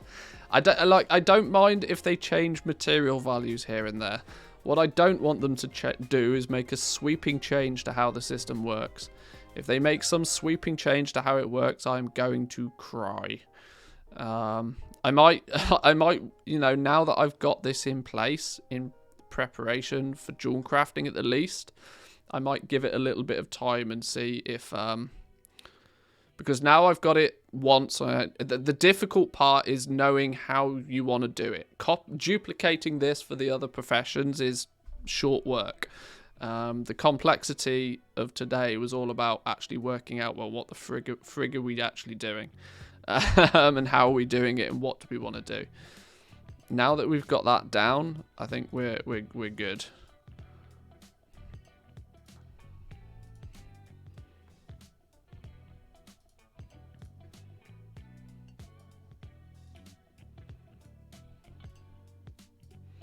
Bit of formatting makes a world of difference.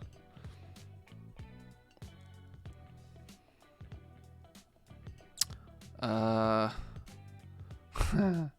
what's really going to frustrate me is that I think they should be at the top and not the bottom.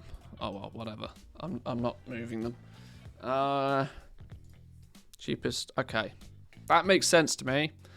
Apart from that, should be that wide. Merge. Boom.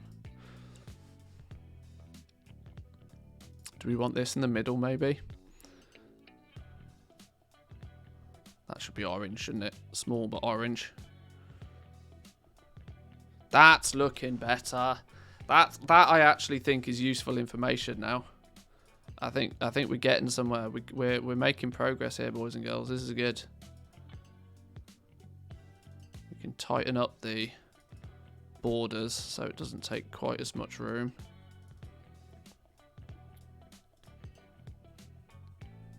Yes.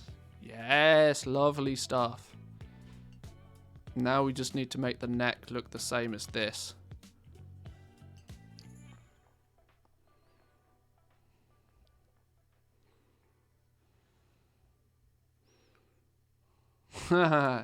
You know what I really think should be? This should be the base option. This should be the option using a vestige of Origins, and this should be the option of using a vestige of the Eternal. Basically meaning that this would be moved over to this row. This would be moved over. Everything would be... These lot would all be moved over. I think is actually correct formatting for maximum readability. Is my Ret Paladin ever going to be relevant again? Ret's fun. Hey, it doesn't matter if you're relevant. Retribution's just fun. You just Divine Storm and things die. It's just fun. Doesn't matter if it's good or not.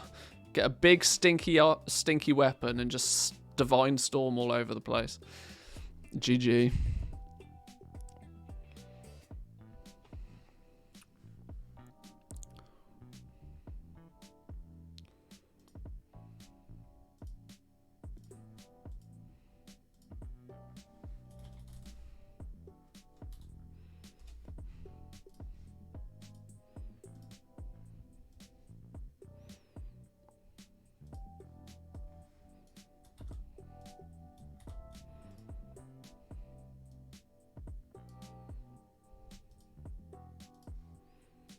Rank 1, rank 2, rank 3,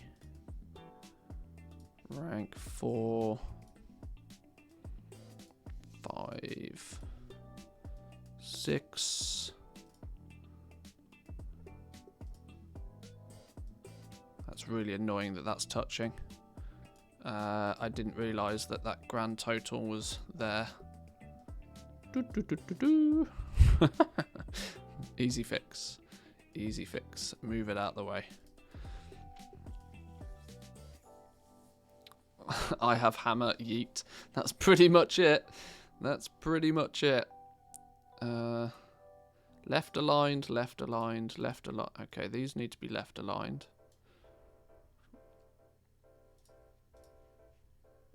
These are center aligned, which they are. The text then needs to be made black, or the numbers I should say.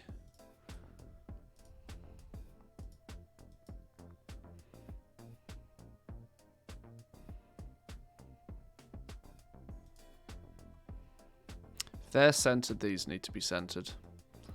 If they're centered, these need to be centered. I care way too much about how a spreadsheet looks, but if I can get it to look neat and tidy, it becomes 10 times easier for people to use. I think, boys and girls, I think that's a fucking cracking job. I think that's a job well done. There is definitely room for improvement still, I can't deny, because this all balances very heavily on you using the vestige for the same profession. A nice quality of life improvement would be to give people the option to select the vestige of origins from another paired profession, but that also adds in extra complexity in terms of that you are then going to need to do all the calculations for the vestiges on another profession as well. I think at least how it is set up now is pretty good. We've minimized the fluff for the ranks 5, 6s and 7s. The only thing you care about when it comes to crafting rank 5, 6s and 7s is how cheap can I do it. Previously, when we had this breakdown of, right, well, what are the material the exact step by, fully itemized bill for a rank 5 and a rank 6, that's great now because we only have one option of making these. You take your rank 3 and you take your rank 4 and you slap a vestige of origins on them. I'm sure this was kind of, somewhat handy to people to see a full breakdown of the itemized cost. But realistically, when we progress into 9.2, and as you can see, rank 5s and 6s then get a second crafting option. All of that itemized breakdown isn't really necessary anymore because you have the base rank. If it tells you here to make a rank 2 plus a 3, you can go, right, well, this is the breakdown for your rank 2. Your rank 2, if you really want to break it down, it's going to cost me 33,000 gold to make the rank 2. The rank 2's materials is costing this. The plus 3 is costing me this, which in total gives you 40,000 gold as the cheapest method and cost for creating the rank 5. Once you hit rank 5, 6 and 7, all you're working to is cheapest possibilities. You don't care at that point because in theory you care a little bit for crafting rank 5s because you can still be doing that whilst you're leveling up. But by the time you're crafting rank 6s and rank 7s, you've already unlocked... Or in fact, even in theory for rank 6s, because a 3 plus a 3, you don't even need to have unlocked rank 4, technically, to start crafting rank 6s, but, there's no... Maybe there should be an option on these to indicate a pop-up to indicate that for whilst you're leveling, maybe you should be crafting rank 5s and rank 6s and I don't know. I think that's overly complicated at this point.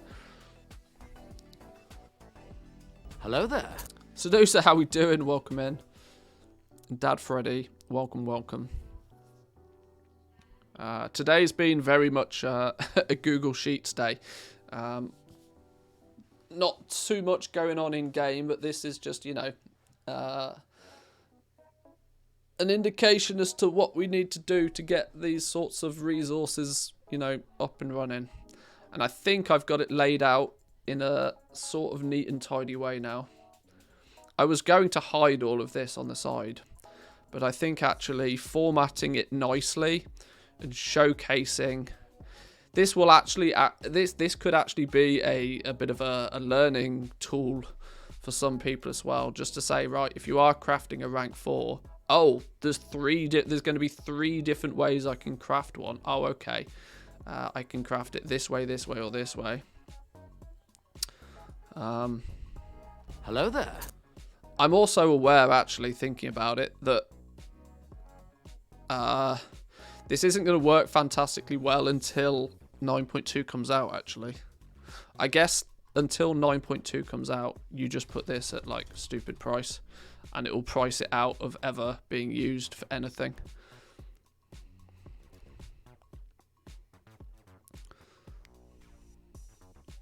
Yeah. Yeah, that makes sense.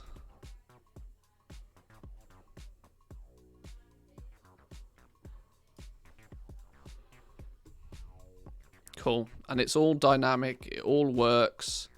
It all requires you to do nothing more than fill in these yellow boxes. Do I need to add anything to the text? To be able to craft rank 4 base legendary items, you need to have gained 450 experience in that pattern. That's actually no longer true, is it? To fully... this should be to...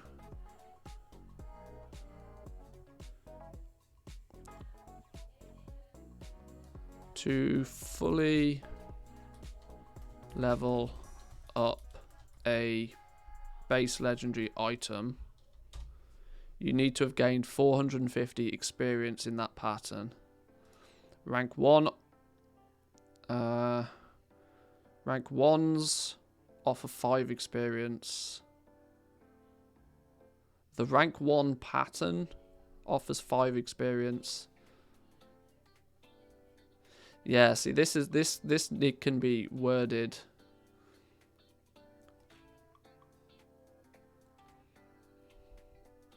This can be worded better.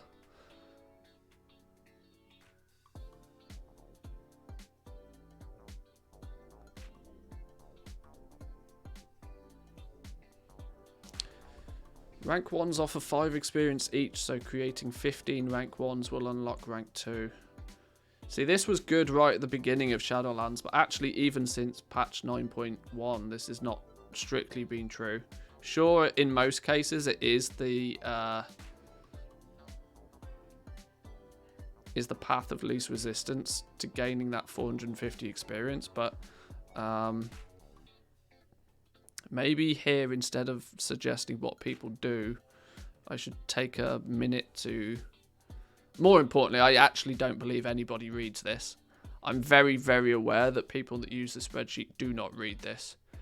But, you know, people see a block of text and they don't, you know, they want to just, they let their eyes go wherever they need to. Is every chapter of the 9.1 campaign give renown? I'm quite sure it does.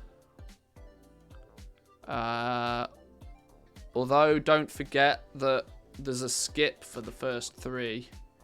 I'm not sure the first 3 do. I think it's only the last 6 that do.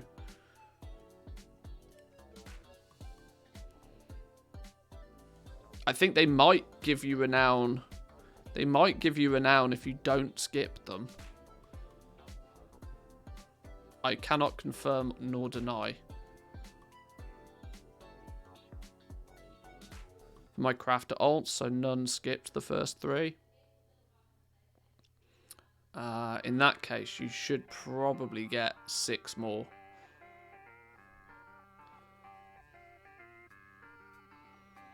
But I can't remember exactly. The only thing I did find out the other day is that if you hit Renown 79, most things will then not guarantee you the last Renown. I got stuck on Renown 79 once, which was annoying. Because the world bosses then stop giving you Renown once you hit 79. Shaping Fate, I think, is the only thing that guarantees you the last Renown point, which is super annoying. So hand in Shaping Fate last. just a, you know, a little sneaky.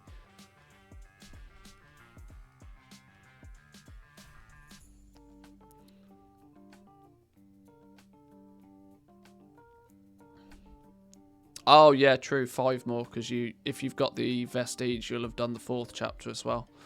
True. I've capped renown from callings. Maybe it's possible now, but I got yeah, possibly. But you know how there's some features that are like people consider them guaranteed renown. I found out that they're not always considered guaranteed renown. Sure, I would imagine if you're 79, there's still the chance that a calling might give you a renown, but it's not guaranteed. I found that out the hard way.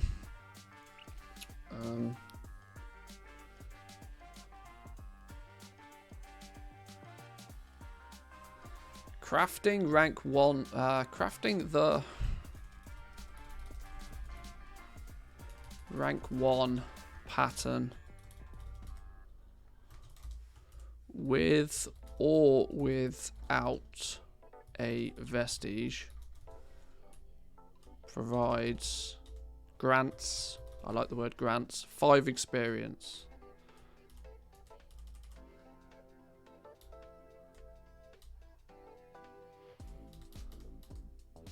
Crafting the rank 1 pattern with or without a vestige grants 5 experience. That just makes more sense.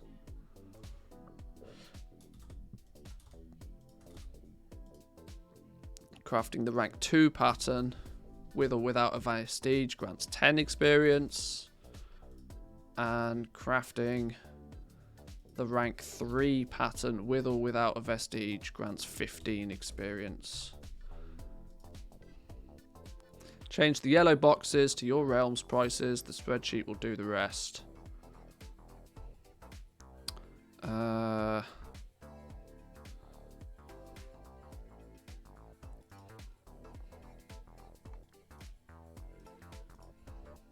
Insert one below.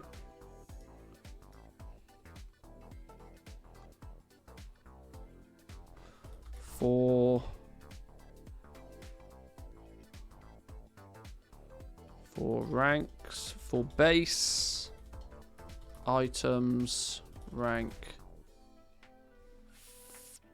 3 to 6, there are multiple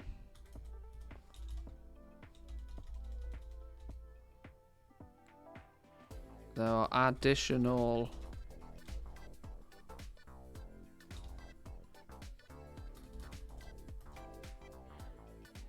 methods to craft. Is that needed? For base items rank 3 through till 6, there are additional methods of crafting.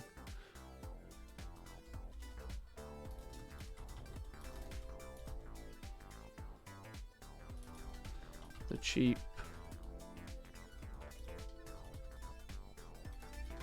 will be discounted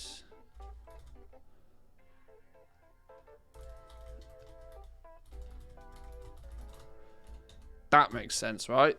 For base items rank rank 3 to 6. Hang on.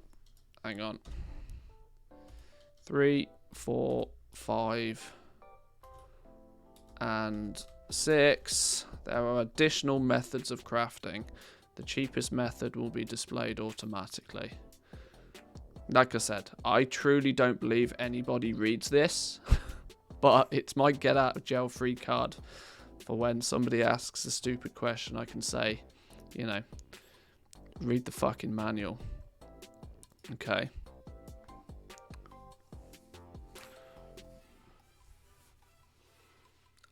I think I am happy with that. It doesn't give you the option to choose to craft your vestiges with any additional profession, but that is maybe something to add on another day. For now, though, I think that presents a lot more information than it did before, and more importantly, it integrates all of the new vestige of Eternal. It integrates the new rank 7s. It simplifies a lot of the information that you don't necessarily need. Still does a good job of, for whilst you're leveling, giving you an indication of the total costs of doing it. It still gives you the overall, it's going to cost you 2 million gold to level up to max. It still gives you the answers to the questions people most frequently ask. I like that.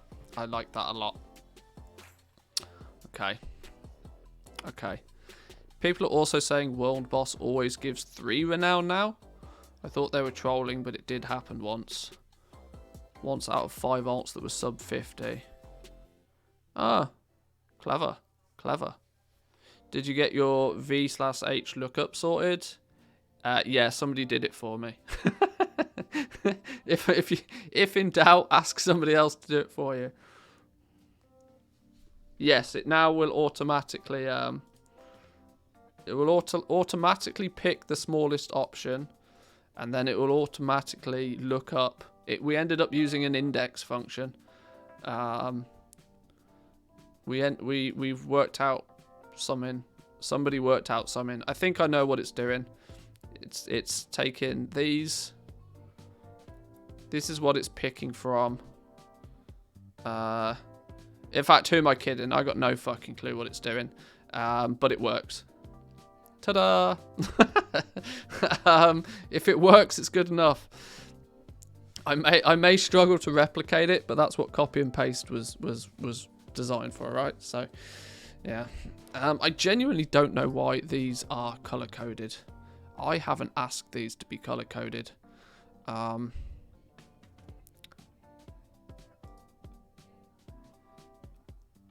Why is conditional formatting on those? Why has it got a color scale on it? Nah, we'll get rid of that. There we go. We will, though. We will fill the color. Yeah, that's gross. That's too. Okay. I don't particularly want everything to be rainbow colored, but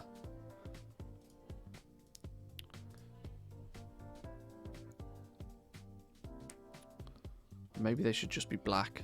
I don't know. Whatever. That's fine.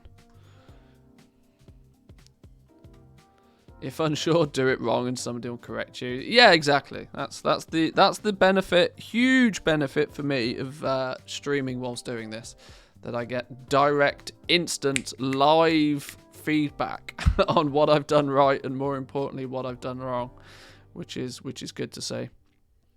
I think I've got all the calculations correct. I'm going to check just a couple of these real quickly, just to make sure that I have got them all looking tasty.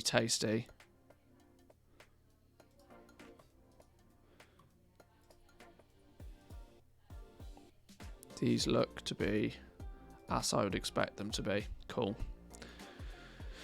Rename the cheat sheet to unicorn sheet. Yeah. Right. Well, that's dual crafting ready for patch 9.2.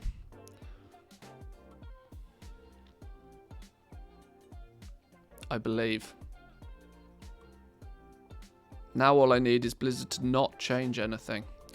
Sure, they can piss about with some quantities. I'm very, very certain that these Pog Essences are going to be increased in quantity required somewhat substantially. I would go as far as to say that they will probably end up although Blizzard will probably want the Vestige of Eternal.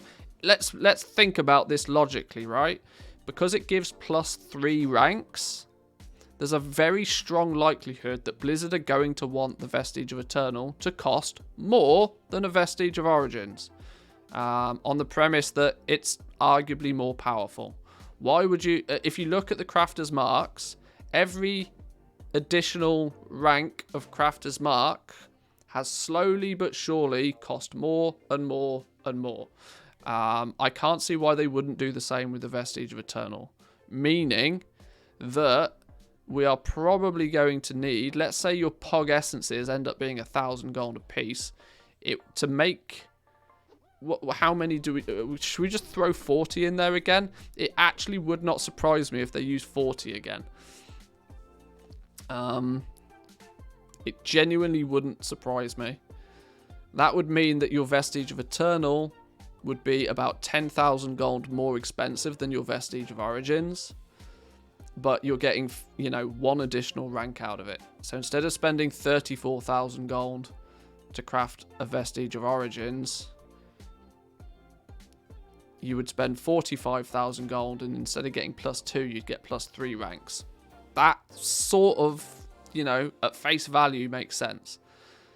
So if they do bump up the amount of Pog Essences needed, which I very much believe they will, that also means they'll probably bump up the quantity needed for creating the new Crafter's Mark gear as well. That's a whole new topic of conversation that we'll deal with separately in another day.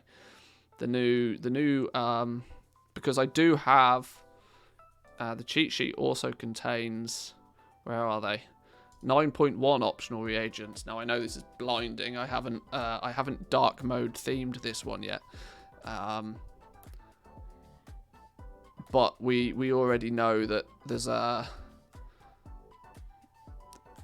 these don't strictly need to be here now, really, do they?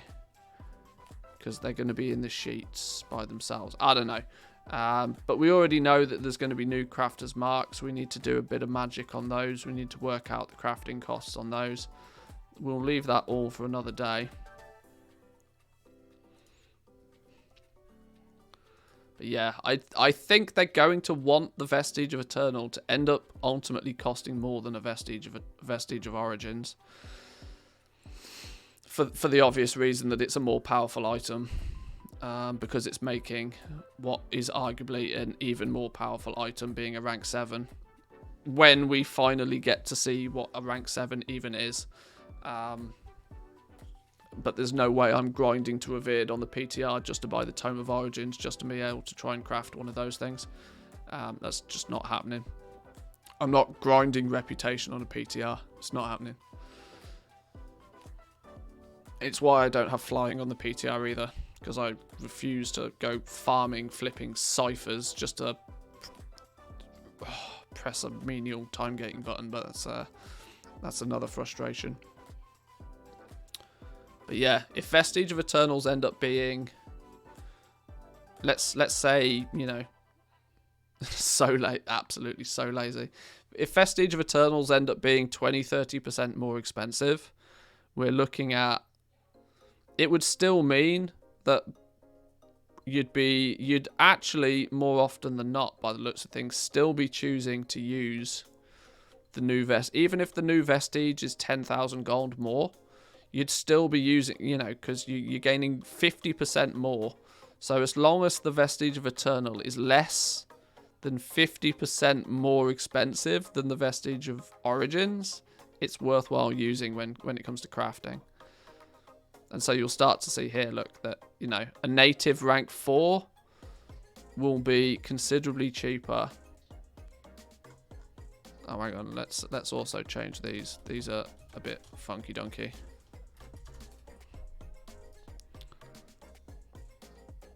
Okay. your ranks 1 through till 4, you're still gonna... There's no catch-up method on those.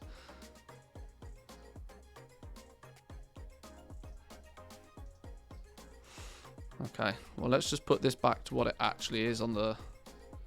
You know, if the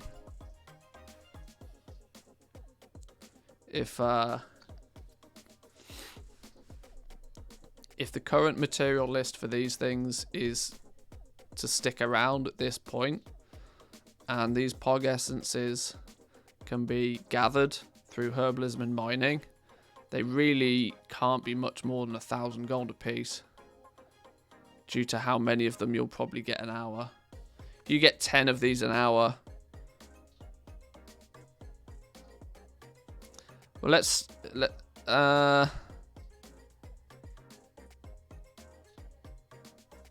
if we think about it, even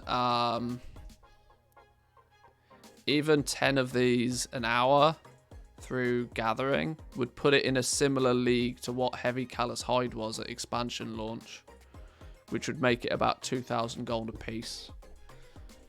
Because you could get 10 to 15 Heavy Callous Hide an hour early days of skinning, and they then ended up being about 2k a piece. So that would in essence be, yeah, I mean, you're still very much, if you only need 2 pog essences and they can be farmed, Vestige of Eternals are going to be so much cheaper than Vestige of Origins. It's not even funny. Which might also be the way that they want to do it, on the basis that Blizzard might understand that nobody is going to be in Korthia anymore. And with nobody in Korthia, they don't want the demand for Korthite crystals to be particularly large. Now, if Korthite crystals are 750 gold a piece, you're actually going to make your rank 6s instead of making them for 55,000 gold a piece like we are now. You'll be able to make them for only 21,000 gold a piece using the new Vestige of Eternal. Once you've unlocked it, once you're honoured with the Enlightened and you've unlocked it. But that will decrease the demand for Korthite crystals substantially, meaning that they will slowly drop in price. Let's say they drop to 500 gold a piece. Even if they drop to 50 gold a piece, you would still use your Vestige of Eternal. Do not assume that Blizzard uses a brain. No, that's true. I hope Blizzard use my pissing spreadsheet to work out the balancing. Because I don't think they have anything even half as sophisticated as this themselves. I think they just wing it. We've actually put some maths, some numbers to this. I think they just wing it, you know.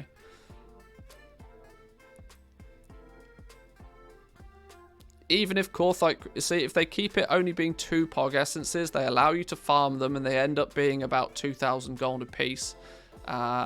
Due to having a similar drop chance as what you could get through early days of skinning. I know I'm making lots of assumptions here, but you would still, with only needing 2 of them, still look to use Vestige of Eternals over Korthite crystals. So yeah, they have a dartboard for balancing. Yeah, a dartboard and a blindfold. You can see here that the cheapest method is still going to be a +3, a +3, a +3, a +3. And that's if Korthite crystals tank. Now, I don't think they're going to want the new rank 7s to cost only 30,000 gold a piece, because that's not going to incentivize token sales. No, no, no, boys and girls. That will not do. That will not do. We need the new... We can't have people crafting rank 7s for only 30,000 gold a piece. That's criminally cheap. We're gonna need the new rank 7s to be expensive, because people are gonna want to buy 2 of them, and they're gonna want to buy tokens, which means in my eyes the only logical thing for them to do is to bump up the amount of essences that we need. If we simulate the fact that instead of needing 2 like it appears on Wowhead at the moment, and what has been data mined and what shows on the PTR currently, if you need 40 of the fuckers, then it starts to look a little bit more like we would expect. At 2,000 gold a piece, your Pog Essences are going to cost you 80,000 gold a piece. Which would put your rank 7s at about 100k. It would mean that you can still, though, and that would allow for Korthite crystals to still be relatively expensive. Yeah, I think this is the way that's going to happen. I would, based on some past experience and a couple of presumptions, I'm going to go as far as to say that I would not be surprised to see Pog Essences increase to 40 in quantity as well, to match that of Korthite crystals. That'll mean early days when the Pog Essences are expensive, you're looking at 80k for your new Vestiges. When they start to come down in price to 1,500 gold a piece, they start to be a little bit more sensible. When people really start farming them like crazy, you'll then probably get them down to like 750 towards the, a few weeks after. And it's at that point your Vestige of Eternal actually kicks in to be a nice little catch-up system when it starts to get really cheap, because, similar in quantity. I reckon these Pog Essences are going to be available in a similar quantity as Heavy Callous Hide. Which means if, you're looking at 350 for them eventually, that makes your Vestige of Eternal really cheap towards the end of the expansion. You're going to start using that Vestige of Eternal to catch up on your ranks. Rank 4s will then be crafted with a rank 1 plus a new VOE. VOE for your ranks 5s that you're not going to sell so many. Your rank 6s, you're going to be crafting them that way as well. Yeah. I'd put money on it. Around 40. Progenitor Essentia feels... I think they should just copy-paste what Korthite Crystal, Who knows? They might do something absolutely ridiculous and make it like 80 of them. If they make it something... If they just double it because, it's a bigger, better item, they expect it to cost more because they don't do the maths, because they don't use my cheat sheet. And they're available in a similar quantity to Heavy Callous Hides. 160k for your Vestige of Eternal, which is not far off what we were paying for the Vestige of Origins in the first couple of weeks. 40,000 gold a piece for your Korthite crystals. I was buying Korthite crystals for like 1,500 gold for a long time. 1,500 gold a piece, which was,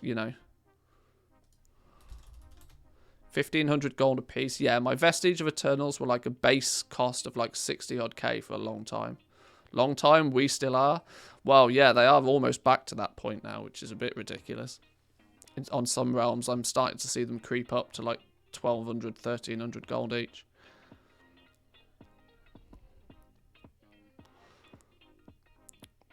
But good, okay. Yeah, I mean, that in theory then means Pog Essences. What the biggest question mark I have now is just how many of these Pog Essences can we get?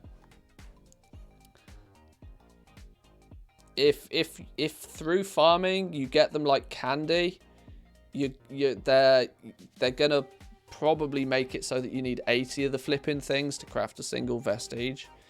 If they drop at a similar rate to what Heavy Callous Hide does through skinning, they're probably going to suggest that you need about 40 of them.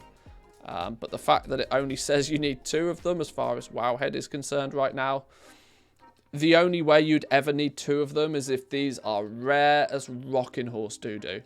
These would have to, like, literally, you'd have to be farming for hours and not see one. This would have to be like, oh wow, it drops. Oh my god, it's like you sell it for 30k or something like that. Which is too high a value to be attached to a single material, because that just makes the entire market super volatile, which I don't think they will do. They will make these drop more frequently, but require more of them per craft, is I think where my overall opinion sits. That would make botting even more profitable, and multi-boxing. Probably, but neither one of... Well, botting is obviously not allowed, so if you bot, you get banned. Like, that's just part and parcel of it. If you multi-box, whilst that's a different conversation, but yeah. 150 to 300 gold for rank 7, reasonable. It's not far off what rank 6s were when they first came out. It's not far off what rank 4s were the patch before that. It's expensive to be cutting edge. It's expensive to be cutting edge. If you want the highest item level legendary and you want it first, you have to pay the price. Saw somebody multi-boxing 8 druids a few days ago. Oh, you still see them. There's still people out there that don't care. There are people that will quite happily, you know, risk it for a biscuit. They'll do it, you know, in the exact old method. If they're doing it for illegitimate reasons, they don't care. If they can do it for illegitimate reasons and make enough gold and can then sell the gold quick enough before their accounts get banned, they don't care. They're basically just public bots at that point. But equally, in many scenarios, people that have that thought process are probably equally to be people that will just start a botting operation instead. I'm pretty sure I'm going to be tempted to reboot my multi-box team for 9.2 without needing to use additional software. It's just too risky nowadays, in my opinion. If you value your account in any way, shape or form, it's just too risky. The problem, the greater problem is going to be that unless you are a somewhat publicly facing person, that if you get caught by the ban hammer, fairly or unfairly, you might not get out of it clean. Look at Zan, for example. Zan was multi-boxing his 4 accounts, leveling up all his characters, leaving them at the beginning of the dungeon and running through on his monk. Not even multi-boxing in its, you know, regular, by the regular definitions. And he's still got all of his accounts banned. And I'm quite sure in saying it's only because he pushed very aggressively and had the advantage of that he was streaming the whole thing live. It was very easy to see exactly what he was doing. If he wasn't so much of a, you know, publicly facing figure, he might not have had the same luck. So, whilst, sure, it's not strictly against the rules, it's too close to the edge for my liking.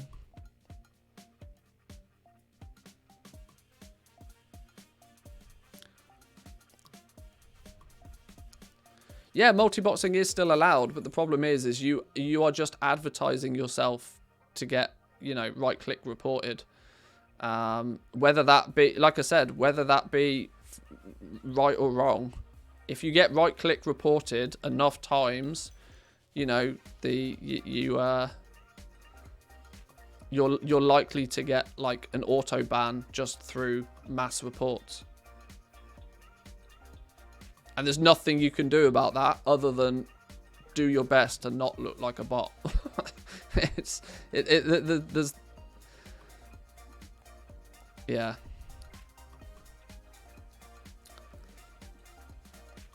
I mean, when the multi-boxing thing was a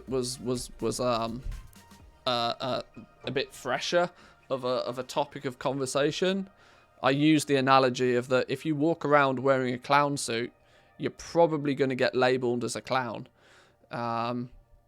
Just take off the clown suit. Don't attract that unnecessary attention. You know, if you walk along the cliff edge, it only takes a gust of wind for you to fall off. Like, the easy solution to that is just don't walk next to the cliff edge. And that in essence is what I consider multi-boxing to do nowadays. Right or wrong, doesn't matter. For as long as people can right-click report you because they suspect you of doing something, regardless of whether they have any authority of the matter or not, if enough people do it, you're going to get that auto ban hammer slapped on you.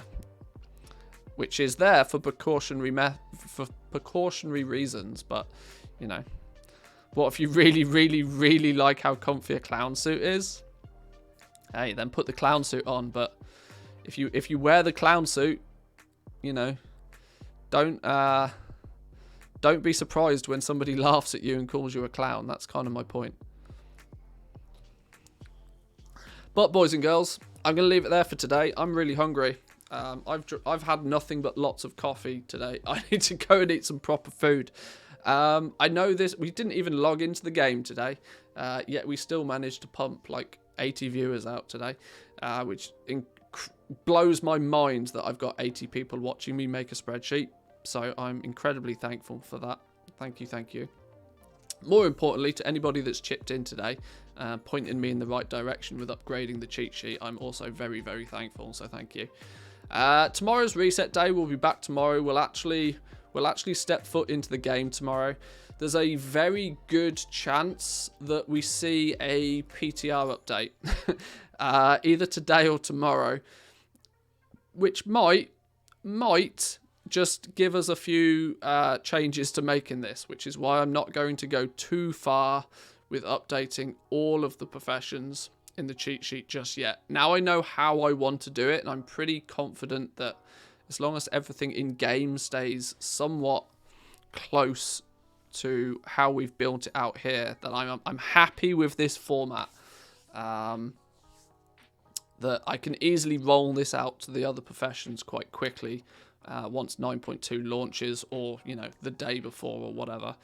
I just wanted to, you know, theory craft it, play with it, test it today, and we did that, and I'm happy. So yeah, we'll be back tomorrow. Enjoy the rest of your day, boys and girls. Didn't even realize you didn't log into the game. Hey if I can entertain 80 people with a spreadsheet, I'll do so. But yeah, enjoy the rest of your day. Happy goal making, boys and girls. I'll catch you all tomorrow. Peace.